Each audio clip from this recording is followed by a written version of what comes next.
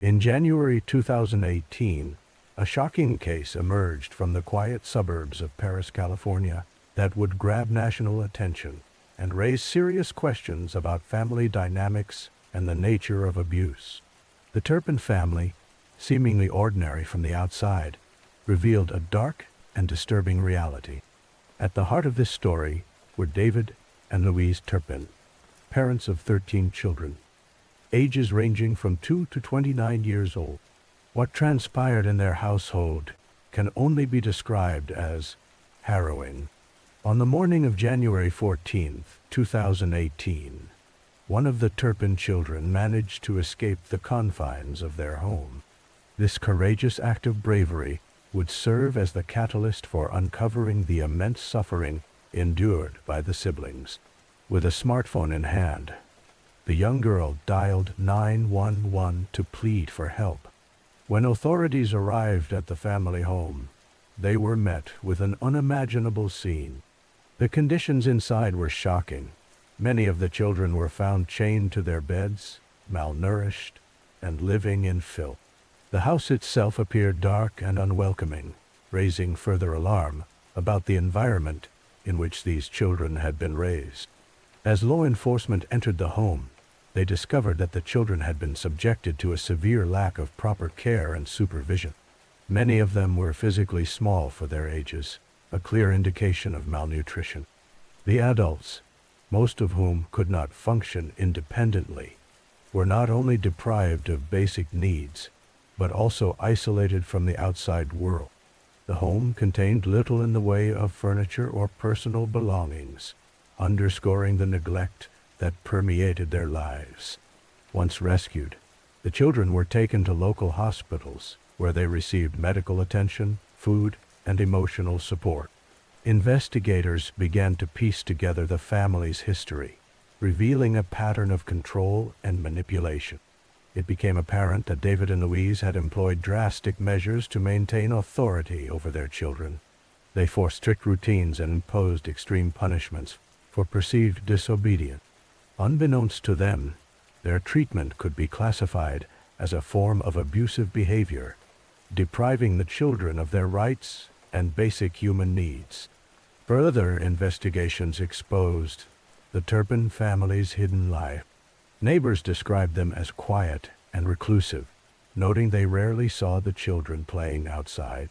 To the outside world, the family presented a facade of normality. They even appeared in public on occasion, with the children oddly dressed in matching outfits, which led many to assume they were just a large, religious family. However, behind closed doors, this picture of normalcy was shattered. As the case proceeded through the legal system, it drew immense media attention. People were captivated by the severity of the Turpin family's situation and the bravery shown by the escapee. Throughout the months that followed, friends and family began to speak out, some expressing disbelief at the news, while others shared anecdotes that hinted at troubling signs someone might have overlooked. In February 2019, David and Louise Turpin were indicted on multiple counts of torture, child abuse, and false imprisonment. They faced the possibility of life in prison, if convicted. During court hearings, they appeared disheveled and visibly shaken. As the trial unfolded, painful testimony emerged from the children, details of the indoctrination they experienced, and the often nocturnal rituals outlined by their parents. Over time, the resilience of the Turpin children became evident. As they received care, they began to express their hopes and aspirations for the future.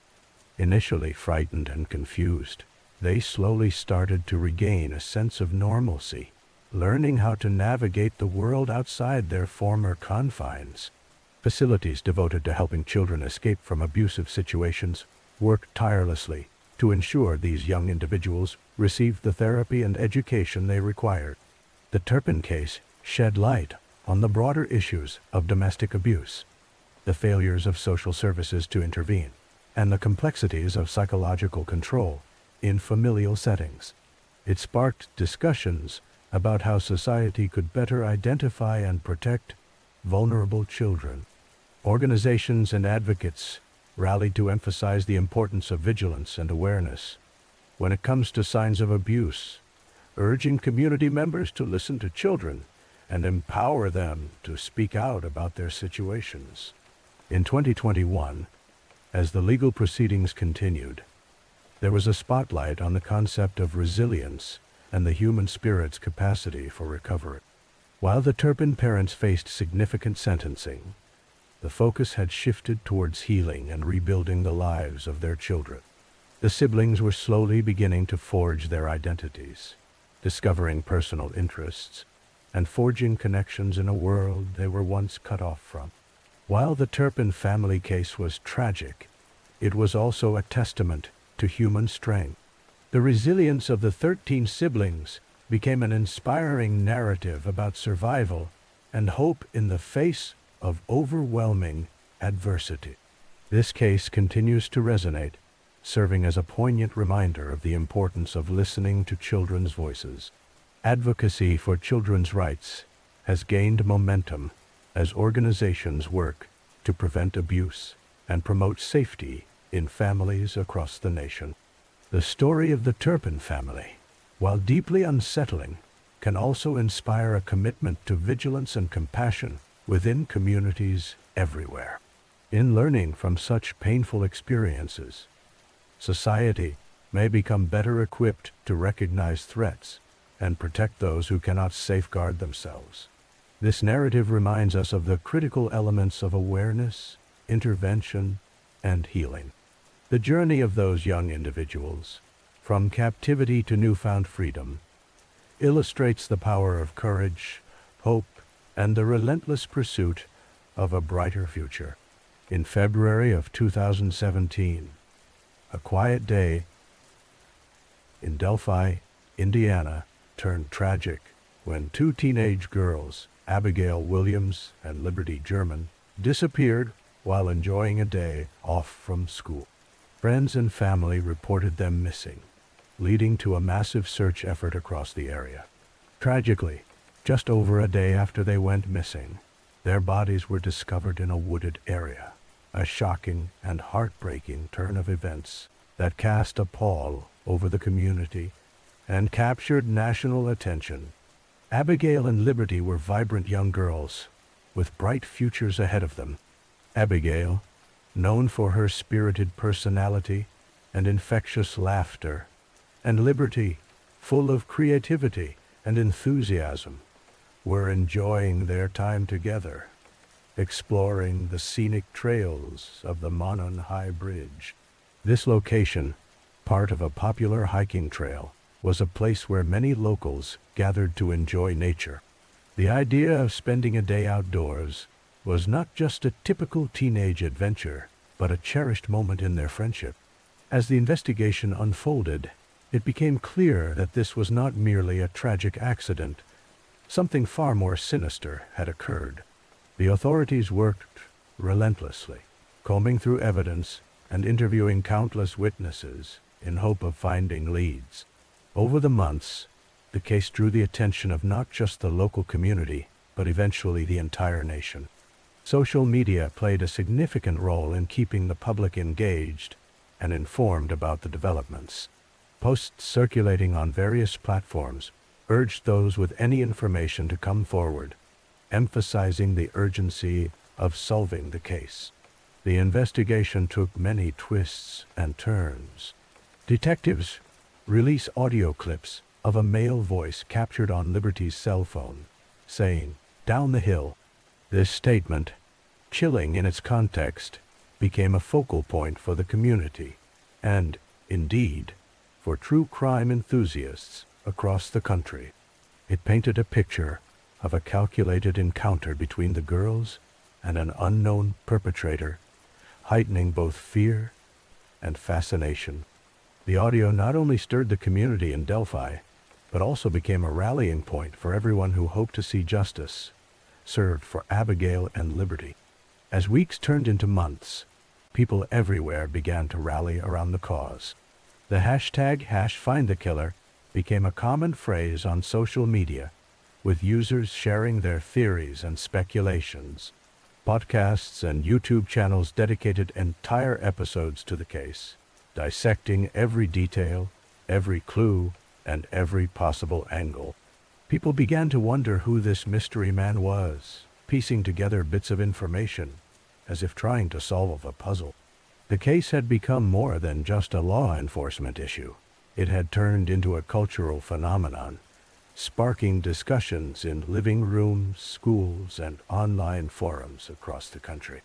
As time progressed, new leads emerged, and certain names were floated in media discussions. With each lead came hope, but also frustration, as many felt that justice continued to elude the families. The two girls had not only left behind friends and family, their deaths left large gaps in the lives of many. Each anniversary marked a painful reminder of their absence, but it also reignited a commitment among citizens and law enforcement to not let their case be forgotten. The local authorities continued to ask the public for tips, and they remained dedicated to finding answers, recognizing the profound impact this case had created. In 2021, there was a breakthrough when authorities announced the arrest of a suspect, a man named Richard Allen. His name moved quickly through news outlets, reopening discussions about the details surrounding the case. While his arrest provided some semblance of hope, the journey toward resolution was far from over. As court proceedings began, the public remained watchful, eager for justice, with eyes focused on the developments as they unfolded. The community stood united, continuing to support the families of Abigail and Liberty, while holding on to the hope that clarity would eventually come. The case of the Delphi murders remains pivotal in the narrative of American crime and community resilience. It showcases not only the thirst for justice, but also the profound impact of loss and the importance of community in times of tragedy. Many lessons have been gleaned from this heartbreaking event, whether it be about the dangers lurking in the most innocent of places or the strength found in unity and perseverance. The memory of Abigail Williams and Liberty German serves as a reminder of how fragile life can be, and the ripple effect their story continues to have echoes throughout communities far and wide. In capturing the essence of Abigail and Liberty, their stories today symbolize more than just a tragic loss. They represent the collective effort of a community determined to provide closure and seek justice in honor of two young lives that were so brutally taken. Even years later, their legacy enhances the dialogue on safety, vigilance, and the significance of remembrance, encouraging us all to remain aware and engaged as we continue to seek the truth behind the shadows of this unresolved chapter. With that, the narrative of the Delphi murders is much more than just a tale of heartbreak. It exemplifies a commitment to never forget and to always seek justice for those taken too soon.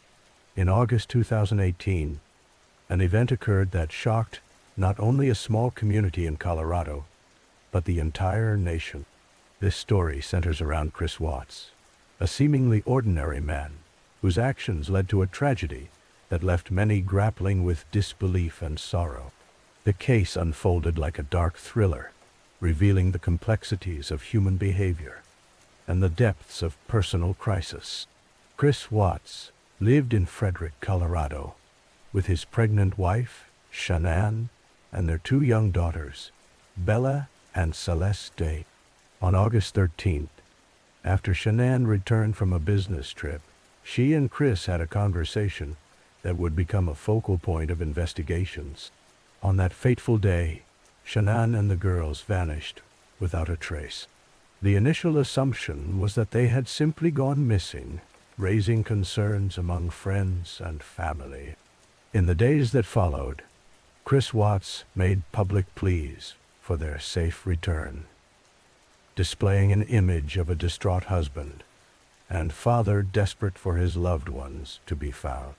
This was a pivotal moment that drew the attention of local news and social media. People rallied behind him, offering support and searching for any clues to locate Shanann and the girls. Chris appeared on television, expressing his love for his family and his hope for their return, which ultimately helped create a narrative that some found hard to reconcile with the reality of what had transpired. However, police investigations soon revealed inconsistencies in Chris's story. Friends and family painted a very different picture of Shanann and Chris's life together.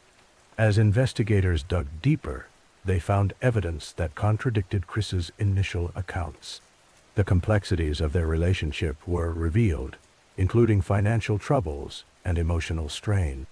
These insights began to shift the narrative from one of a loving family to a more troubling account of hidden struggles.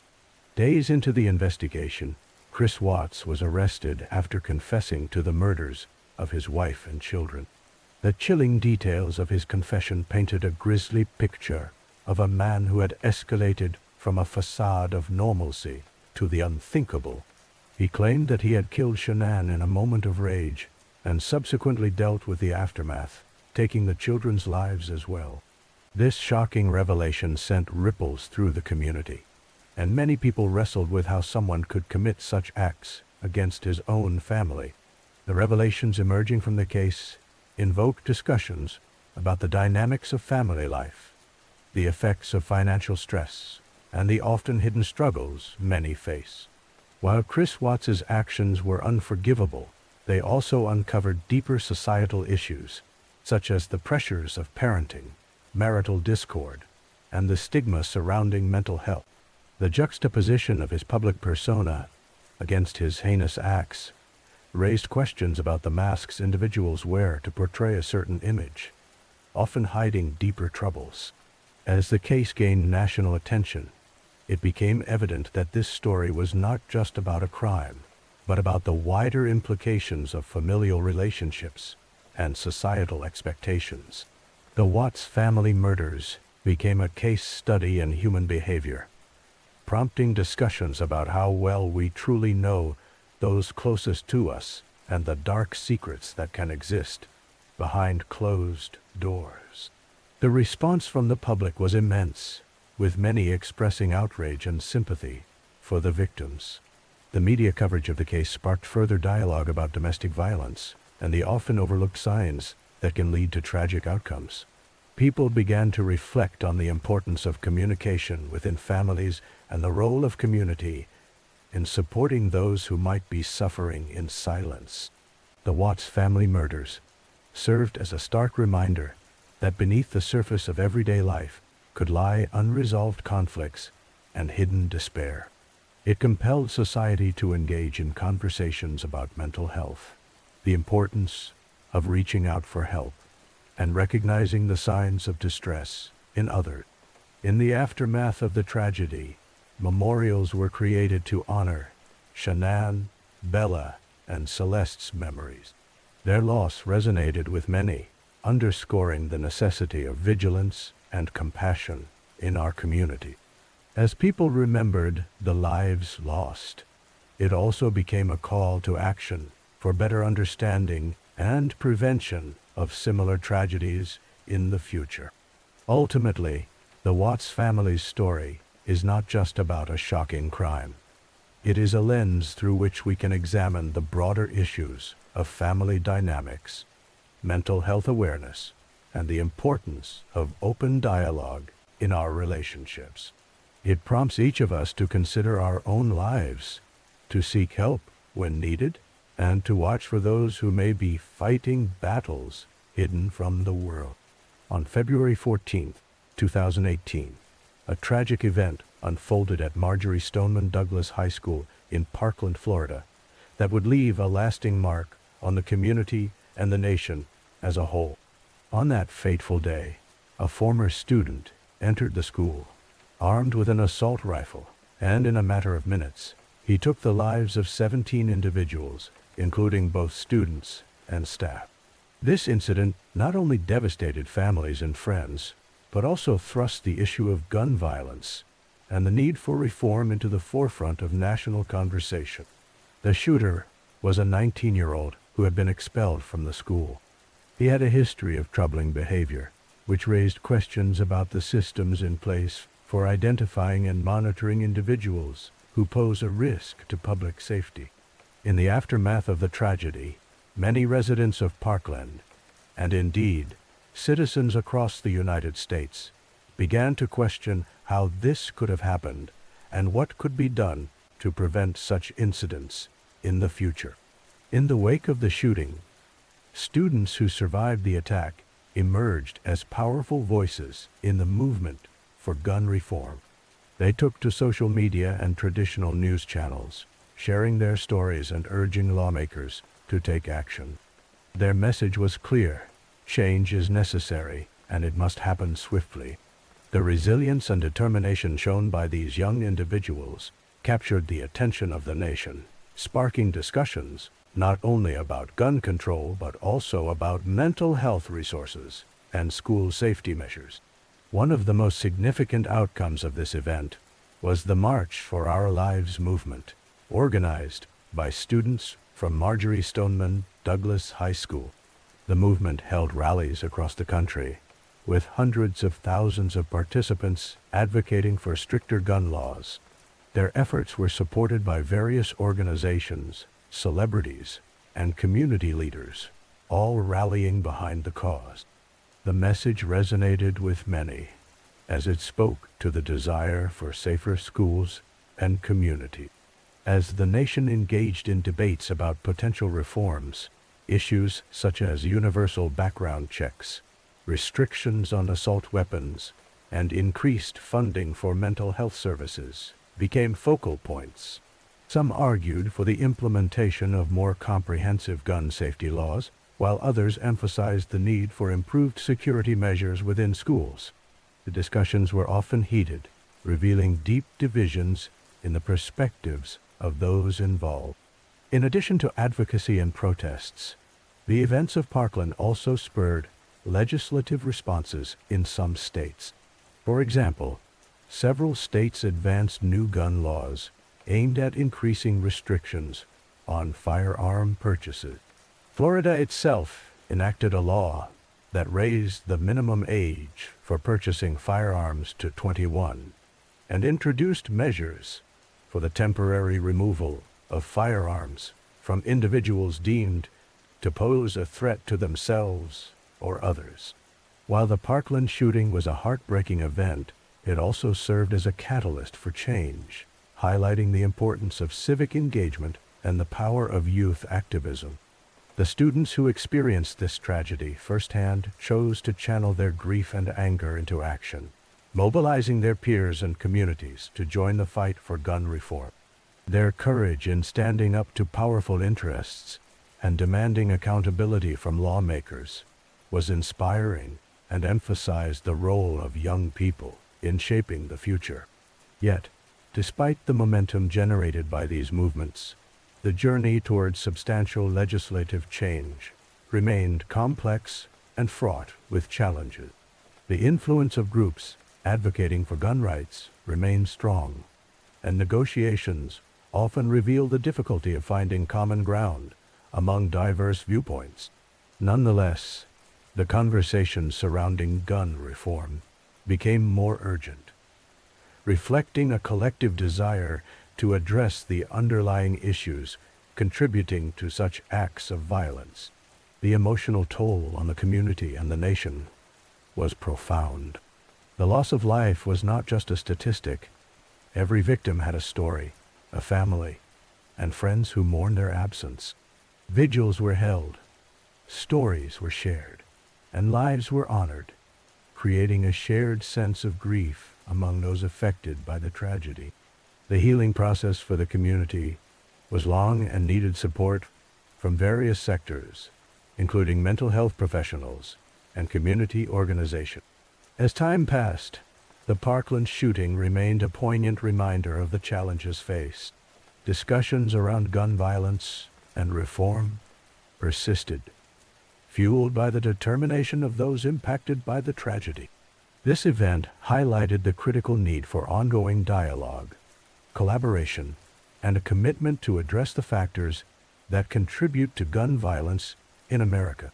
In conclusion, the events in Parkland served to awaken a nation to the pressing concerns surrounding gun laws and school security.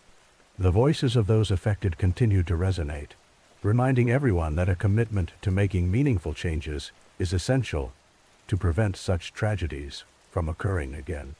The journey towards understanding and resolution is ongoing, and it requires participation from all levels of society to work toward a safer future.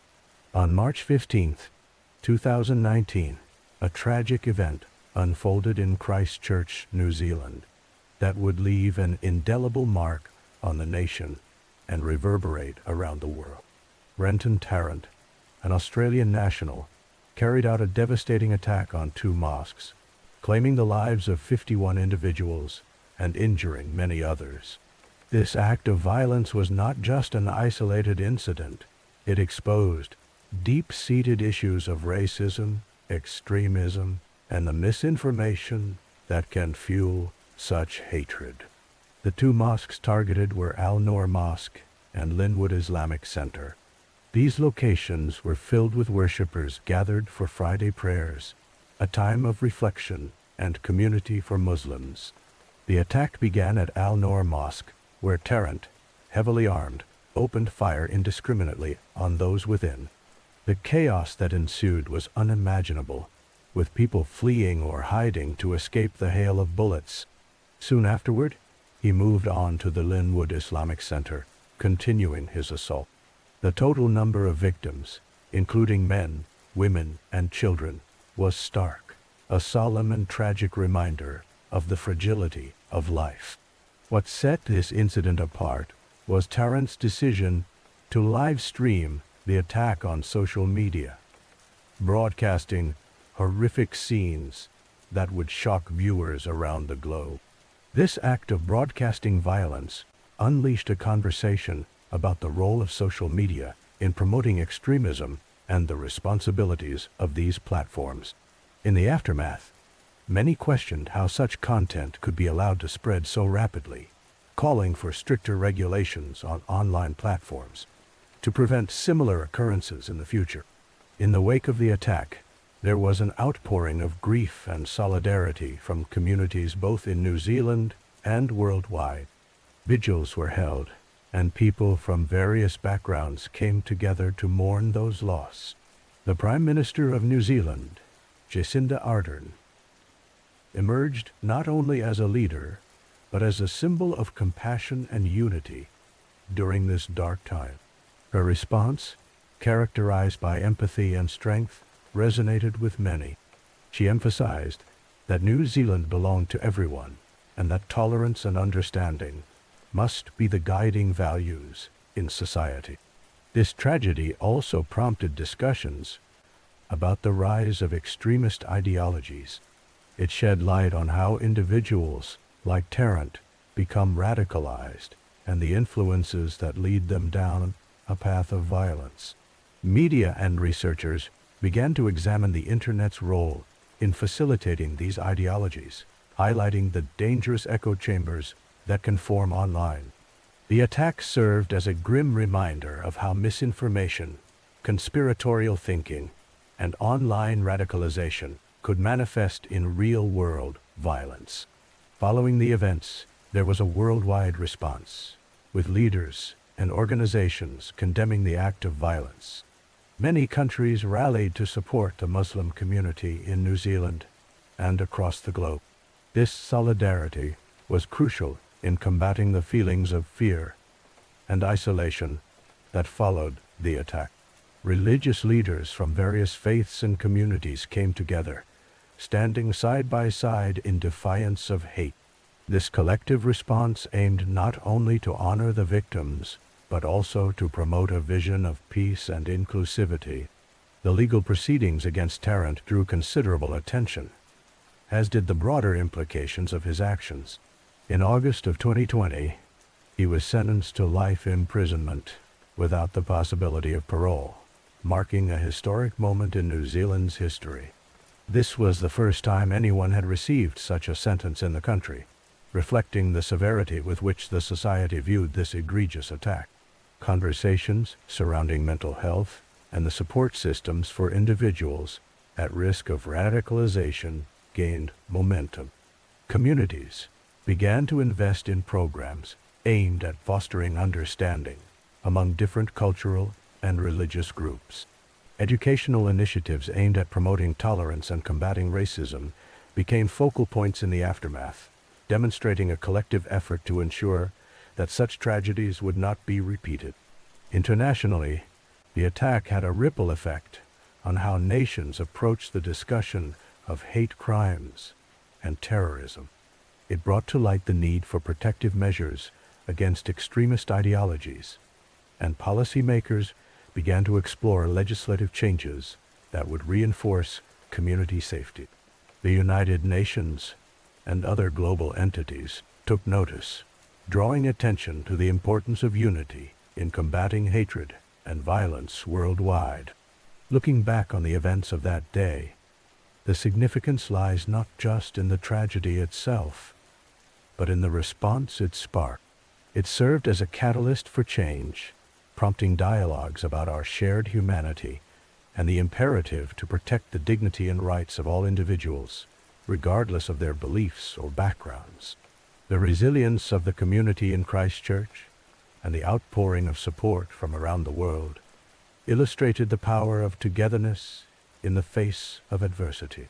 As we reflect on the implications of the Christchurch mosque shootings, we are reminded of the ongoing challenges we face in fostering understanding and acceptance.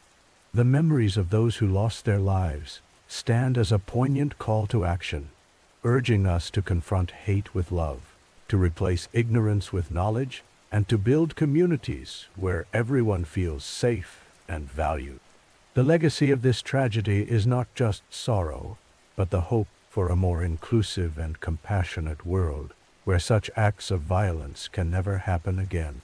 On June 28, 2018, a tragic event unfolded at the Capitol Gazette newsroom in Annapolis, Maryland. This tragic shooting claimed the lives of 5 journalists and sent shockwaves across the nation, highlighting the ever-growing concerns regarding violence against media professionals. The day began like any other in the bustling newsroom. Journalists and staff members were busy working on stories, updating the community about local events, and engaging with their audience. The Capitol Gazette, a local newspaper with a rich history dating back to 1727, had long been a staple of the Annapolis community, providing essential news coverage and investigative reporting to its readers. As the day progressed, an armed individual entered the newsroom. The attacker, who had a long-standing grudge against the paper, violently opened fire. The rapid succession of gunshots pierced the normally quiet atmosphere of the newsroom, turning a place of creativity and communication into a scene of chaos and horror. The perpetrator's actions were calculated and deliberate, targeting those who were dedicated to sharing the truth and informing the public. In the aftermath of this horrific event, the impact resonated far beyond the walls of the Capitol Gazette. Families, friends, and colleagues of the victims were left in profound grief, mourning the loss of exceptional individuals who had dedicated their lives to journalism. The 5 victims were renowned for their passion, commitment, and bravery in reporting, attributes that define the core of journalistic integrity. They were not only colleagues but friends, mentors, and essential members of their community. This incident prompted a national conversation about the safety of journalists and the growing threats they face in the line of duty. The media landscape has changed dramatically over the years, with increasing hostility towards reporters in various parts of the world. The motivations behind such hostility can stem from political polarization, misinformation, and a growing distrust in the media. Journalists often find themselves in precarious situations as they uncover truths that some would prefer remain hidden. In the wake of the shooting, vigils were held across the country. People came together to honor the victims and support their families. These gatherings served as a poignant reminder of the importance of freedom of the press and the necessity of safeguarding those who dedicate their lives to its principles. The solidarity shown during these events demonstrated the collective recognition of the significant role journalism plays in a functioning democracy. Additionally, the Capitol Gazette shooting highlighted the need for better protections for journalists who face various dangers when reporting. The discussions that followed this incident led to increased awareness around workplace safety, mental health support, and the necessity of creating a secure environment for news gathering. Many organizations began to advocate for policies aimed at protecting journalists, seeking to shield them from harassment and violence. In recent years, the rise of social media platforms has transformed the way news is disseminated, but it has also fostered an environment that can incite polarization and attacks against the media. The ease with which misinformation can spread poses a significant challenge for journalists as they strive to uphold their integrity and provide accurate information.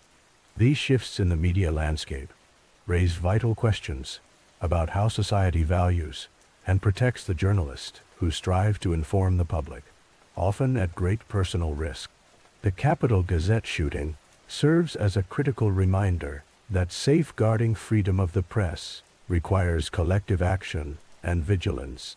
Local communities must advocate for the importance of journalism, recognizing that the work done by journalists is essential not just for delivering news, but for holding power accountable and fostering an informed populace. Following the shooting, numerous initiatives and movements emerged to support press freedom and protect journalists. Conversations about legislation aimed at preventing violence against reporters gained momentum. Advocacy groups emphasized the need for dialogue around the dangers faced by those in the field and the importance of responding to threats against journalism with action. This heart-wrenching event has left its mark on the Capitol Gazette, the Annapolis community, and the landscape of journalism as a whole. The legacy of the 5 journalists lives on as their stories continue to inspire others in the field. The bravery of those who reported events, pursued accountability, and defended democratic values showcases the resilience of journalism in the face of adversity. The Capitol Gazette shooting is a testament to the profound need to recognize the value of a free press and its importance in constructing a fair and informed society. There is a shared responsibility to advocate for media professionals, ensuring they are protected, respected, and able to perform their duties without fear. The commitment to uphold journalistic endeavors should resonate with everyone, as it plays an essential role in safeguarding democracy and the fundamental truth that binds us all. Allow this tragic event to serve as a catalyst for change, fostering a deeper understanding of the risks faced by journalists and the crucial role they play in society. In honoring the memories of those lost on that fateful day, we also reaffirm our commitment to protecting those who courageously pursue the truth. Winter, Winowa, Agtir, Word, Simon Didich, Try. As a community, it is imperative that we stand in solidarity with the media, advocating for their right to operate freely and safely. The case of Sarah Everard sent shockwaves through the United Kingdom and sparked widespread discussions about women's safety. Sarah was a 33-year-old marketing executive who was walking home from a friend's house in Clapham, South London, on the evening of March 3, 2021. She never made it home. The tragic events surrounding her disappearance led to a large-scale search effort that captured the public's attention. When her body was discovered a week later in a woodland area in Kent, the news was met with heartbreak and outrage. What added to the tragedy was the revelation that her murderer Wayne Couzens, was a serving officer of the London Metropolitan Police. Wayne Couzens had used his position in law enforcement to manipulate and deceive Sarah on the night she was killed. He falsely arrested her, claiming she was breaching COVID-19 regulations. This betrayal of trust struck a nerve with many, highlighting the vulnerabilities women face in daily life, even when they believe they are safe. As the details of the case emerged, they sparked a vigorous public outcry. Many women shared their own experiences of feeling unsafe, both in public and in private spaces. Social media became a platform for countless conversations about the systemic issues surrounding police conduct and the safety of women. The hashtag #NotAllMen was countered by a yes, all women, emphasizing that women's fears and experiences should not be dismissed simply because not every man poses a threat. The public's response escalated into protests across the UK. Demonstrations held in memory of Sarah Everard not only called for justice for her, but also demanded a fundamental change in how society views and addresses violence against women. Activists emphasized the need for better education, stronger laws, and more effective policing to protect women. In the aftermath, various initiatives emerged aimed at improving women's safety. Cities began exploring options to enhance street lighting, implement better public transport services during late hours, and provide resources for women to report incidents of harassment or abuse with greater confidence. The case also ignited discussions about the role of police officers in society, shedding light on the need for accountability and transparency within law enforcement agencies. Calls for reform included enhanced training focused on recognizing and addressing the signs of violence against women, as well as developing better relationships between police and local communities. The Sarah Everard case became a pivotal moment in the ongoing struggle for gender equality and the fight against gender-based violence. It served as a reminder of the urgent need for societal change and for creating environments where women can feel safe and respected. In the months following the tragedy, the British government and various organizations sought to address the systemic issues highlighted by Sarah's murder. Reports on violence against women began to receive more attention, and discussions surrounding legal reforms gained traction. Advocates for women's rights tirelessly worked to ensure that Sarah's story would not fade into the background, but would instead be a catalyst for necessary change. As people continued to rally for justice, Sarah Everard became more than just a name. She became a symbol of resilience and an embodiment of the collective demand for safety and justice. The conversations ignited by her story encouraged individuals and communities to stand united in the fight against violence and inequality. Looking ahead, the legacy of Sarah Everard remains a call to action for everyone. It highlights the importance of listening to women's experiences, supporting one another, and uniting to create a safer world. The journey towards change continues, fueled by the hope that future generations will live in a society where safety is a given, not a privilege. Ultimately, the case of Sarah Everard serves as a powerful reminder that change is necessary and possible when communities come together to challenge the status quo.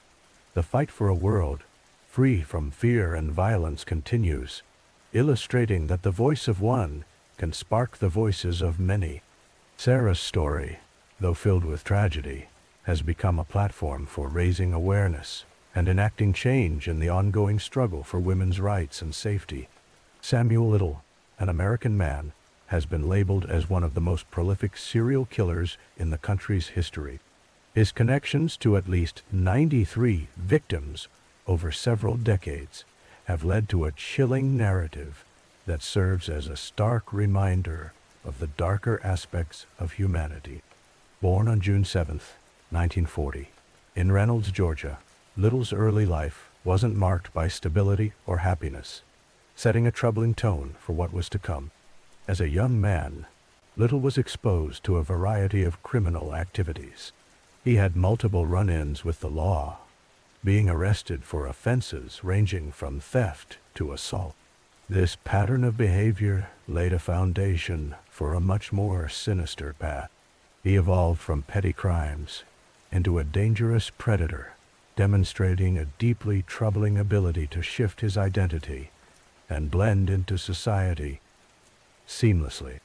The turning point in the narrative of Samuel Little came when he became more active in the late 1970s.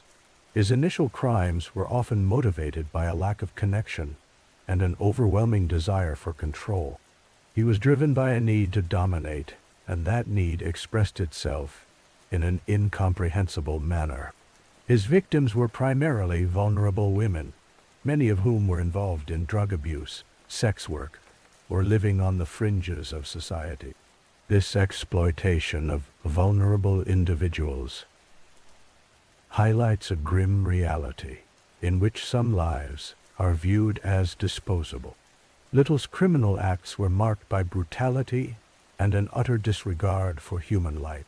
He would approach his victims under a false pretense of friendliness, gaining their trust before turning to violence. The way he described his killings without remorse is unsettling. He often expressed that he viewed his acts as a demonstration of his power, reflecting a deeper psychological disturbance that defined his existence. As years passed, Little evaded the law multiple times. Despite being convicted in connection to various crimes, he frequently managed to slip through the cracks of the criminal justice system. It wasn't until his arrest in 2012, in connection with a drug charge, that he was ultimately linked to a string of murders. During his time in custody, law enforcement officers began to connect the dots between his past and a spree of unsolved homicides across several states. In 2018, the FBI finally began to delve deeper into his chilling confessions. Acknowledging the sheer volume of his claims, Little began to confess to murders he had committed from the 1970s through the 2000s. Many of his confessions were corroborated through evidence, and in some cases, witness accounts. This led to the attention of an entire nation, where fears of an unknown serial killer began to surface. Even as the media and public came to grips with the extensive history of violence that had resulted in so many lost lives, investigators found that Little's methodology was frighteningly consistent. He would often choose victims who were marginalized, perceiving them as less likely to be missed or reported missing. This aspect underscored the tragic social dynamics at play, where certain individuals are rendered invisible by societal indifference. His description of his encounters, along with the detailed confessions of the locations of the murders, painted a horrific tapestry of his actions over decades. As police worked tirelessly to link his confessions to specific cases, the process highlighted flaws in how missing person cases were handled. Many victims had disappeared without a trace, and the lack of attention paid to these cases brought to light systemic issues within law enforcement and society that often overlooked the most vulnerable. Ultimately, Samuel Little was convicted for 3 murders and sentenced to life in prison, without the possibility of parole. His confessions continued to shock and horrify, and with each confirmed victim added to the list, the scale of his actions becomes even more chilling.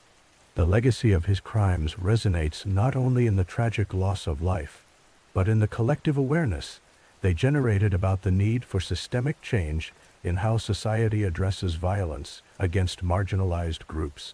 As more victims were identified and families were able to find closure, the long shadow of Little's actions reminded society of the importance of vigilance for those who may not have a voice. The legacies of his victims, many of whom were women caught in desperate circumstances, highlighted the need for compassion and action. Samuel Little's story serves as a haunting chapter in America's record of crime.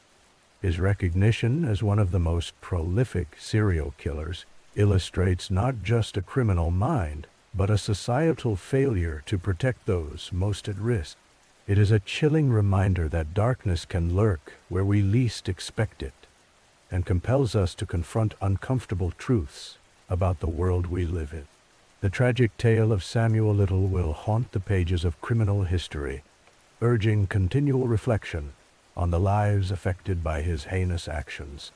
As discussions about systemic changes to better protect vulnerable populations continue, the stories of those lost to his violence are a clarion call for justice and awareness in an increasingly complex society. In November 2022, a tragic incident unfolded in Moscow, Idaho, that would forever mark the lives of families and the local community. 4 students from the University of Idaho were discovered murdered in their home, an event that shocked not only the close-knit community of Moscow, but also drew national attention to issues surrounding campus safety and the well-being of college students. The victims were Kaylee Gonkovs, Madison Mogan, Xana Kernodle, and Ethan Chapin, all vibrant young individuals with promising futures ahead of them. They were known for their enthusiasm, friendships, and the many memories shared during their time at the university. Their untimely demise raised concerns about the safety measures in place for students living near campus and in the broader community. The incident took place in an off-campus rental house that had become a home base for these students, a place of joy that suddenly turned into a scene of horror. As investigators began piecing together the events of that fateful night, it was revealed that the students were attacked in the early morning hours while they were at home. The nature of the crime sent shockwaves through the community, prompting an urgent call for answers from both law enforcement and the public. In the days that followed, the Moscow community rallied together, showing solidarity and support for the victims' families. Vigils were held, allowing friends, fellow students, and residents to come together to remember the lives that were lost. These gatherings served as a poignant reminder of the fragility of life and the importance of community in times of tragedy. As the investigation unfolded, it became clear that the Moscow Police Department was working diligently to solve the case. Their efforts were met with mounting curiosity and concern from the public. Social media buzzed with speculation and theories, as people sought to make sense of the unthinkable act that had occurred in what many considered a safe college town. The event also sparked discussions about campus safety measures within the University of Idaho and other institutions across the nation. Students expressed their fears and concerns, emphasizing the need for increased security and support systems to ensure their safety while pursuing their education. University officials responded by reviewing existing safety protocols and enhancing communication with students about the resources available to them. Issues such as mental health support and community engagement became prominent topics of conversation.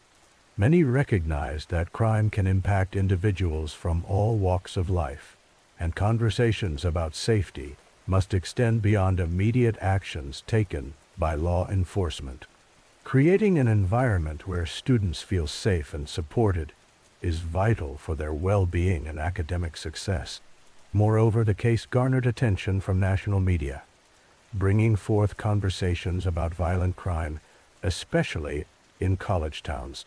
The juxtaposition of a peaceful college environment with the grim reality of the crime highlighted the unpredictability of life and the importance of vigilance and awareness in even the most familiar settings. With time, the investigation moved forward, resulting in significant developments. Law enforcement officials pursued multiple leads, and the community remained patient as they awaited answers. The police department kept the public informed about their progress, sharing updates regarding the investigative process and reaching out for help from local residents and the wider community. Eventually, after weeks of uncertainty, a breakthrough occurred. The law enforcement team announced the arrest of a suspect, who was subsequently charged in connection with the tragic events.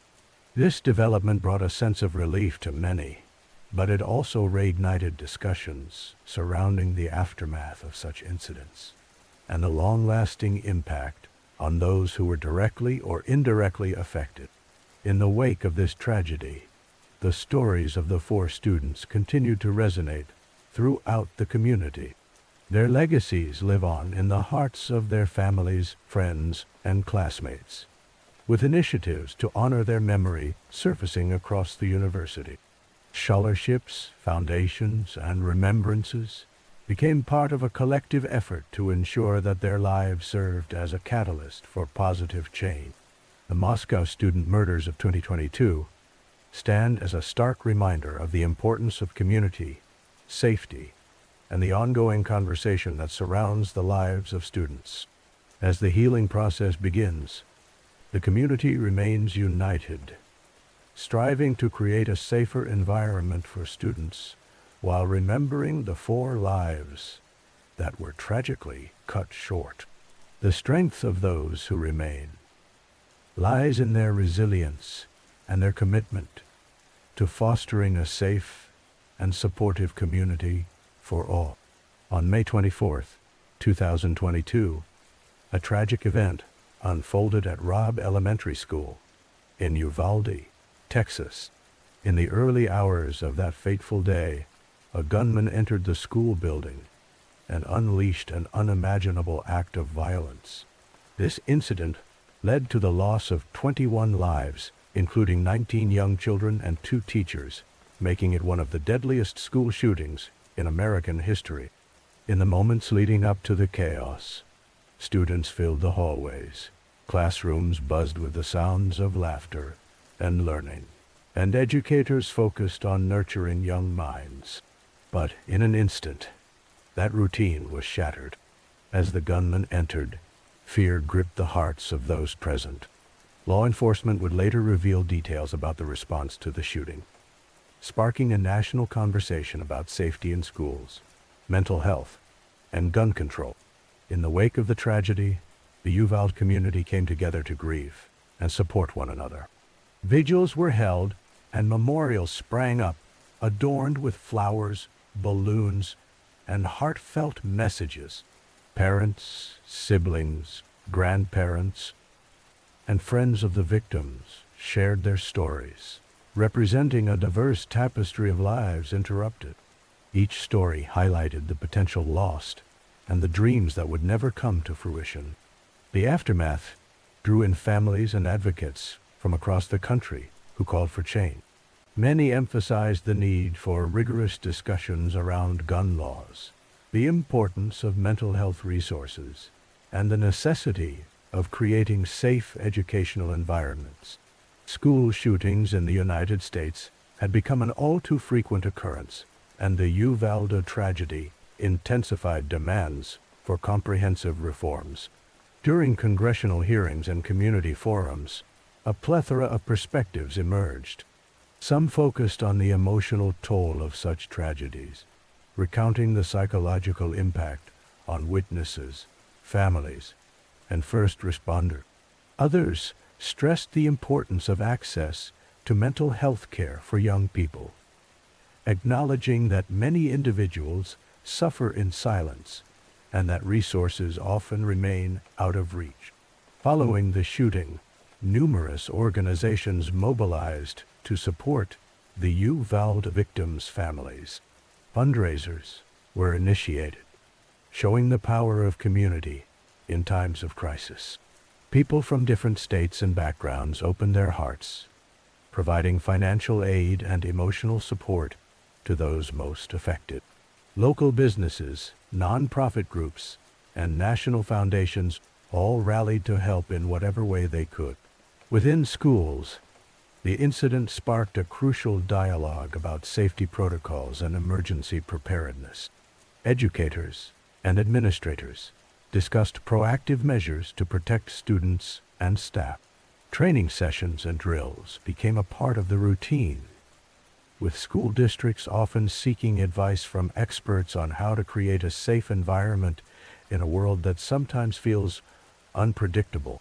Conversations now focused on not just responding to active shooter situations, but also creating a culture of vigilance and awareness. The Uvalde shooting also reignited discussions about the role of technology in enhancing safety measures. Many schools began exploring new systems such as surveillance cameras, alert systems, and communication tools to ensure swift responses in emergencies.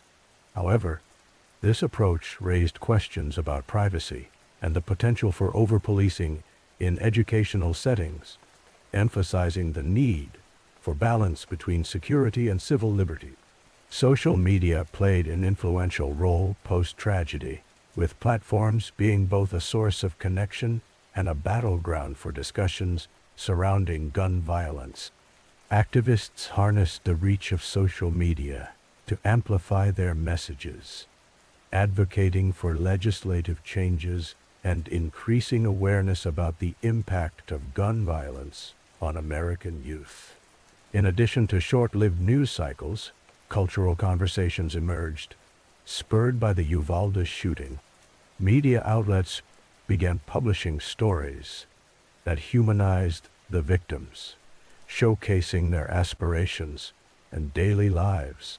These pieces served as poignant reminders of the young lives cut short, inviting readers and viewers to reflect on the broader implications of such tragedies.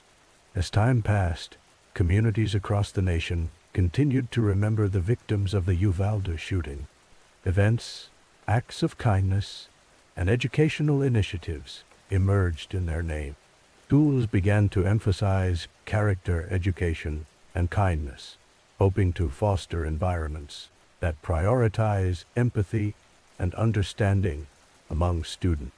Engaging with the lessons learned from such tragedies is essential.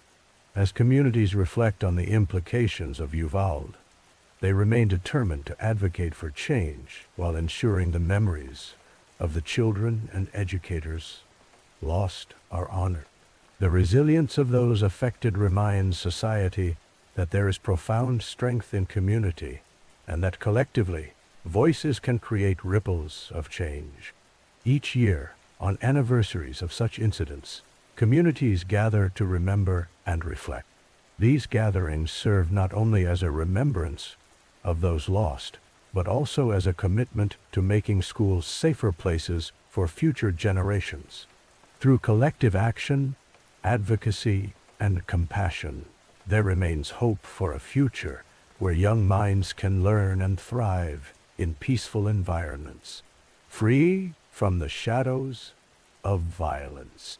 Vanessa Guillen was a young soldier stationed at Fort Hood, Texas, whose tragic disappearance captured national attention in 2020.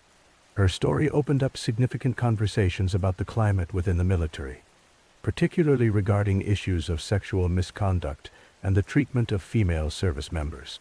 Vanessa was reported missing on April 22, 2020. Her family was immediately concerned when they did not hear from her, as communication from her was regular. This sense of worry rapidly turned into urgency as days passed without any sign of her. The search for Vanessa intensified, drawing in local law enforcement, the military, and volunteers. As the investigation unfolded, her family began to advocate publicly for answers, placing pressure on the military establishment to take the matter seriously and to act decisively. As news of Vanessa's disappearance spread, it became apparent that there were deeper issues at play in the military culture, particularly at Fort Hood. Vanessa had confided in her family and friends about her experiences with harassment and exploitation within the military. These claims highlighted a persistent issue of sexual violence and misconduct that women in the armed forces often face but struggle to report due to fear of retaliation or disbelief. Fort Hood, one of the largest military installations in the United States, began to come under scrutiny not just for its handling of Vanessa's case, but also due to other troubling reports of violence and harassment. It was revealed that several other soldiers had gone missing or had died under questionable circumstances. This alarming pattern forced conversations about the need for substantial reform within the military to protect service members, particularly women. As the days turned into weeks, the search for Vanessa became more urgent. Family members spoke out, demanding justice and accountability. The hashtag #FindVanessaGuillen gained traction on social media platforms, leading to widespread support and demonstrations advocating for change.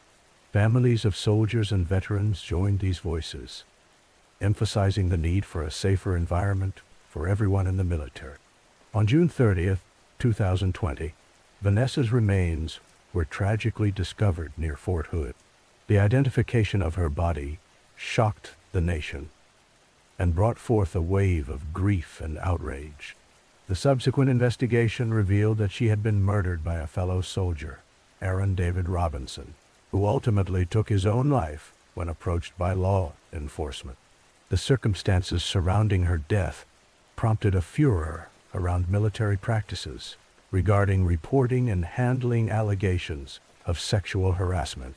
Vanessa's story led to the introduction of legislation aimed at changing how the military deals with sexual assault allegations, providing more support for victims, and encouraging reporting without fear of repercussions. Her family, particularly her mother, has been a powerful voice in advocating for justice and reform.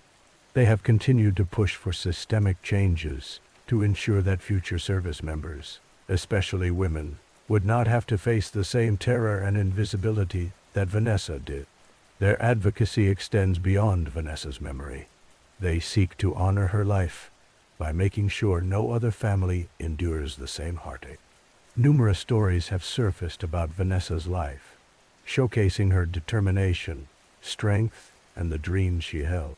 She wanted to serve her country and make a difference, and her family and friends remembered her as a dedicated and loving person who always looked out for others. This shocking event serves as both a reminder of the challenges faced by women in the military and a call to action for society to ensure their protection. In the aftermath, the military has faced ongoing criticism, revealing a deep-seated need for cultural change.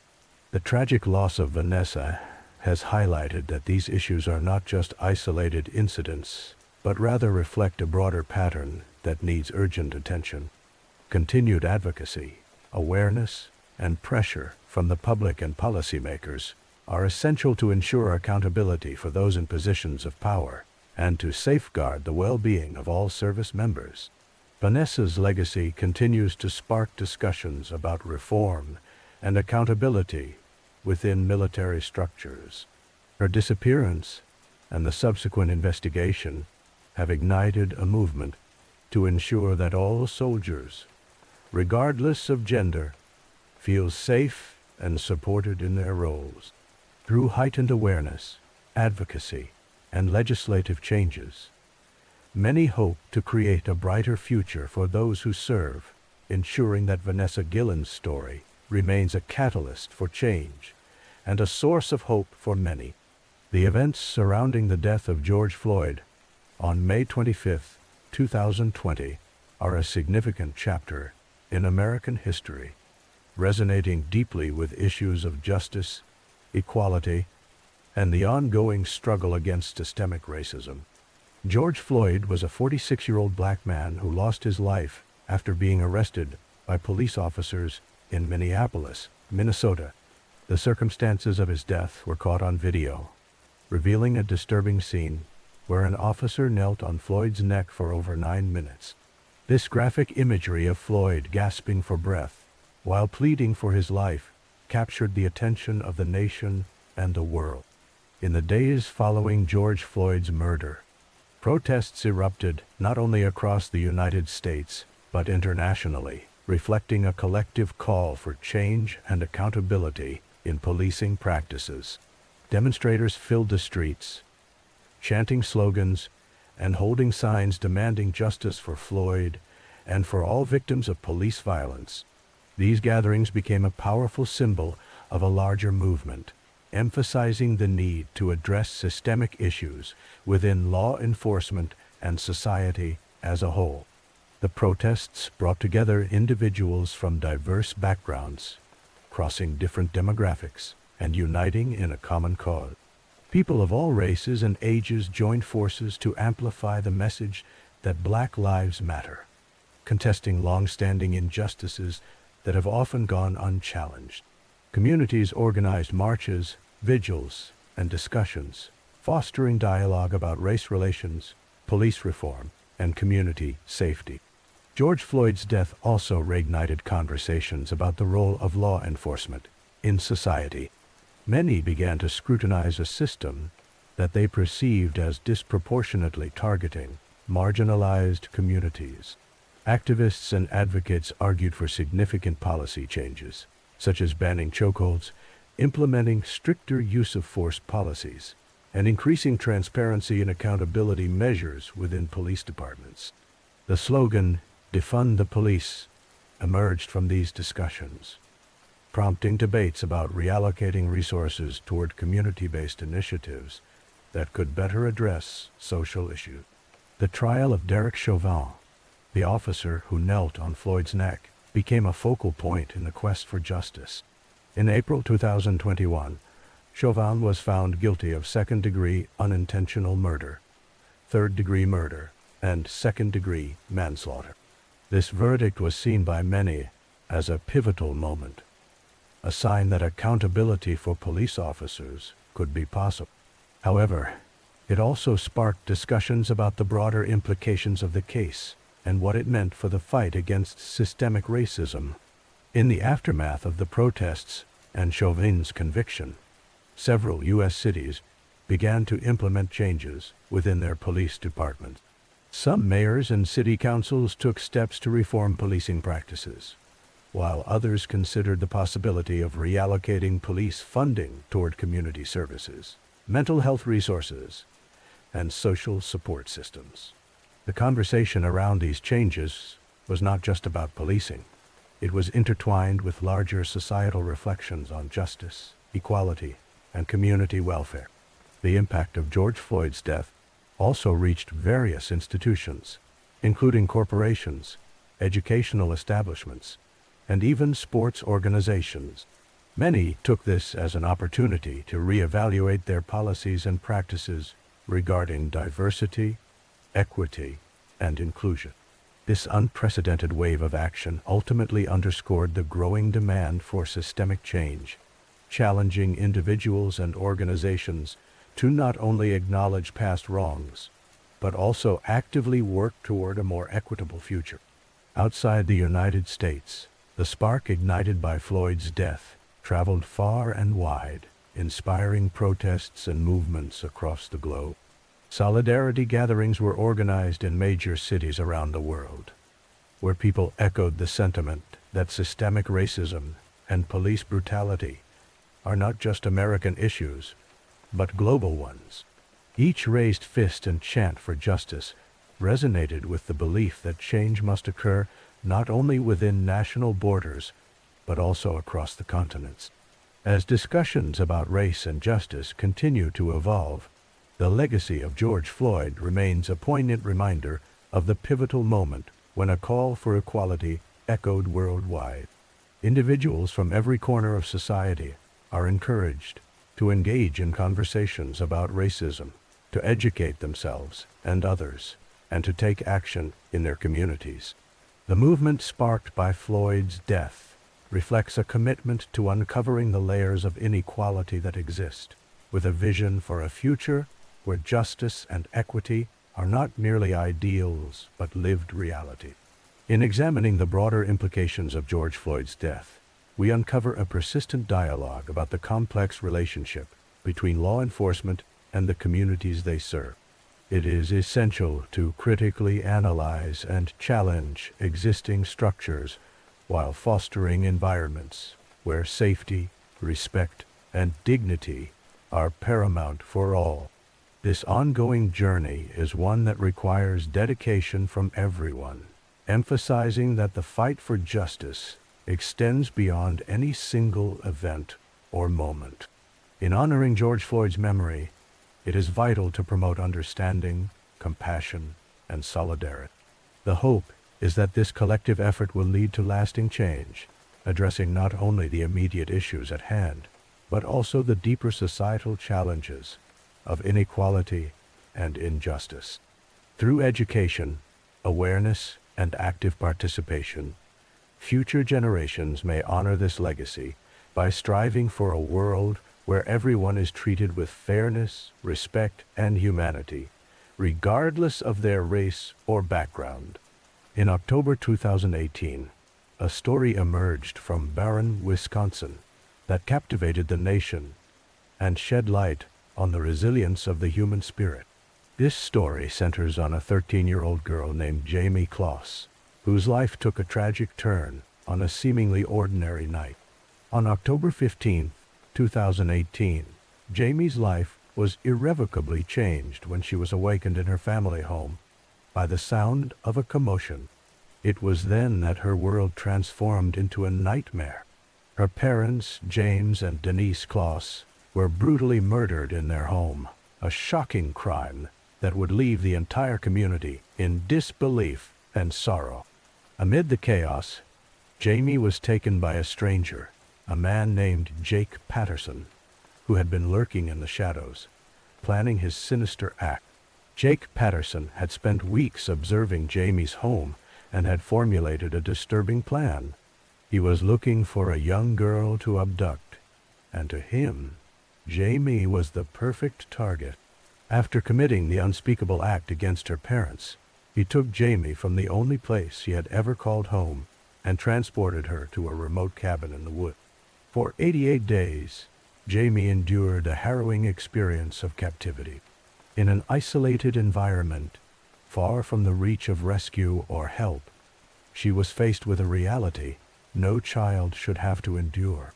In those first few days, Jayme felt a whirlwind of emotions, fear, confusion, and a deep sense of loss.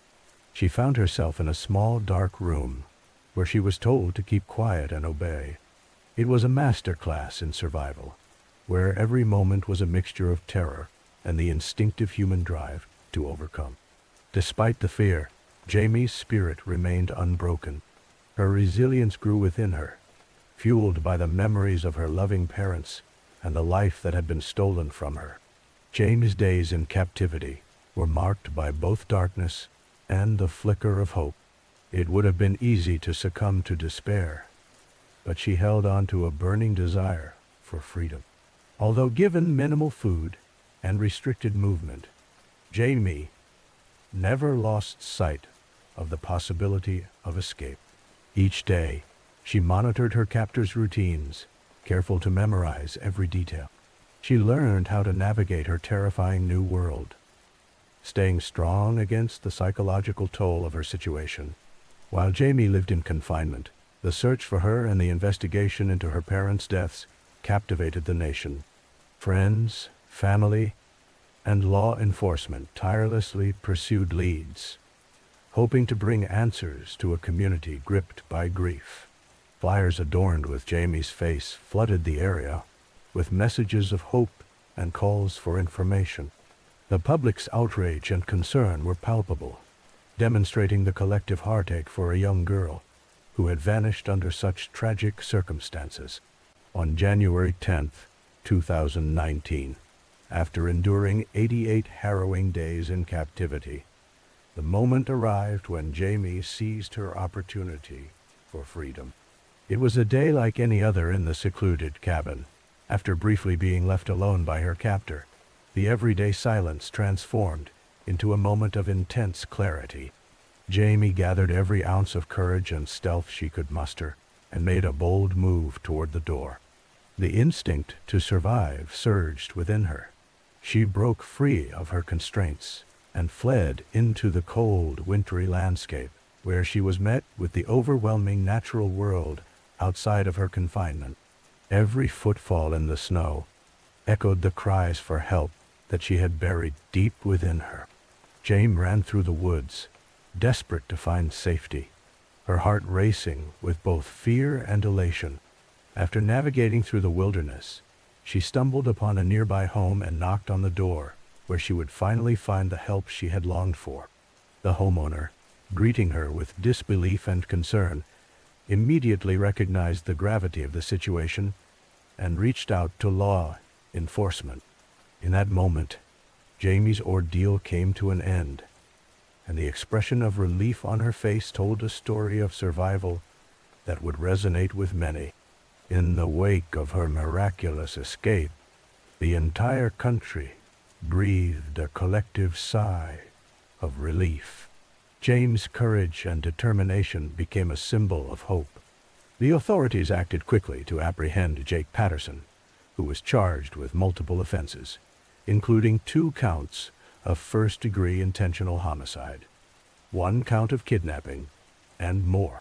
His motives would later be uncovered, but it was Jayme's tenacity that truly echoed in the hearts of those who followed the story. Jayme Closs's experience reminds us of the fragility of life and the strength inherent in us all. In the face of unimaginable circumstances, her bravery not only altered the course of her own life, but also inspired countless others to believe in the power of hope and resilience. As time passed, Jayme became a survivor and a beacon of light, sharing her story to highlight the importance of community, awareness, and the undying human spirit. Through her ordeal, she taught the world that no matter how dark the night may seem, there is always the possibility of dawn. Jayme's journey from captivity to liberation has become more than just a story of survival. It stands as a testament to the strength of the human will and the enduring quest for freedom, reminding us all of the hope that can blossom even in the direst of circumstances. In the early hours of June 12, 2016, a tragic event unfolded inside Pulse, a popular nightclub located in Orlando, Florida. This vibrant venue was not only a place for entertainment, but also a sanctuary for the LGBTQ community. Pulse was known for its lively atmosphere, attracting many to its dance floors, where people celebrated life, love, and acceptance. Little did anyone know that this night would be marked by profound sorrow and loss. Around 2 a.m., as the club pulsed with music and laughter, the sound of gunfire erupted, shattering the joyous atmosphere. A lone gunman, armed with an assault rifle, began shooting indiscriminately into the crowd. Panic ensued as patrons tried to flee, seeking safety from the violence that had suddenly engulfed the celebration. The scene turned chaotic. The vibrant lights and beats of the music were replaced with the cries of fear and confusion. In just a matter of minutes, this horrific act would leave a devastating impact, claiming the lives of 49 individuals and injuring many more. Those who lost their lives that night were not just statistics. They were beloved friends, family members, and community leaders. Each of them had stories to tell, dreams to pursue, and lives full of promise. The youngest victim, at just 18 years old, exemplified the bright future that was so abruptly taken away. The shooter was motivated by deep-seated hatred towards the LGBTQ community, an ideology that fueled the violence and terror that night. The Pulse nightclub shooting became the deadliest act of violence against LGBTQ individuals in American history, a stark reminder of the ongoing struggles for equality and acceptance faced by the community.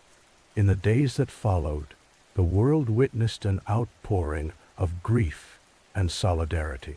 Vigils and memorials were held across the globe, uniting people from all walks of life in a shared commitment to honoring the victims and advocating for love over hate.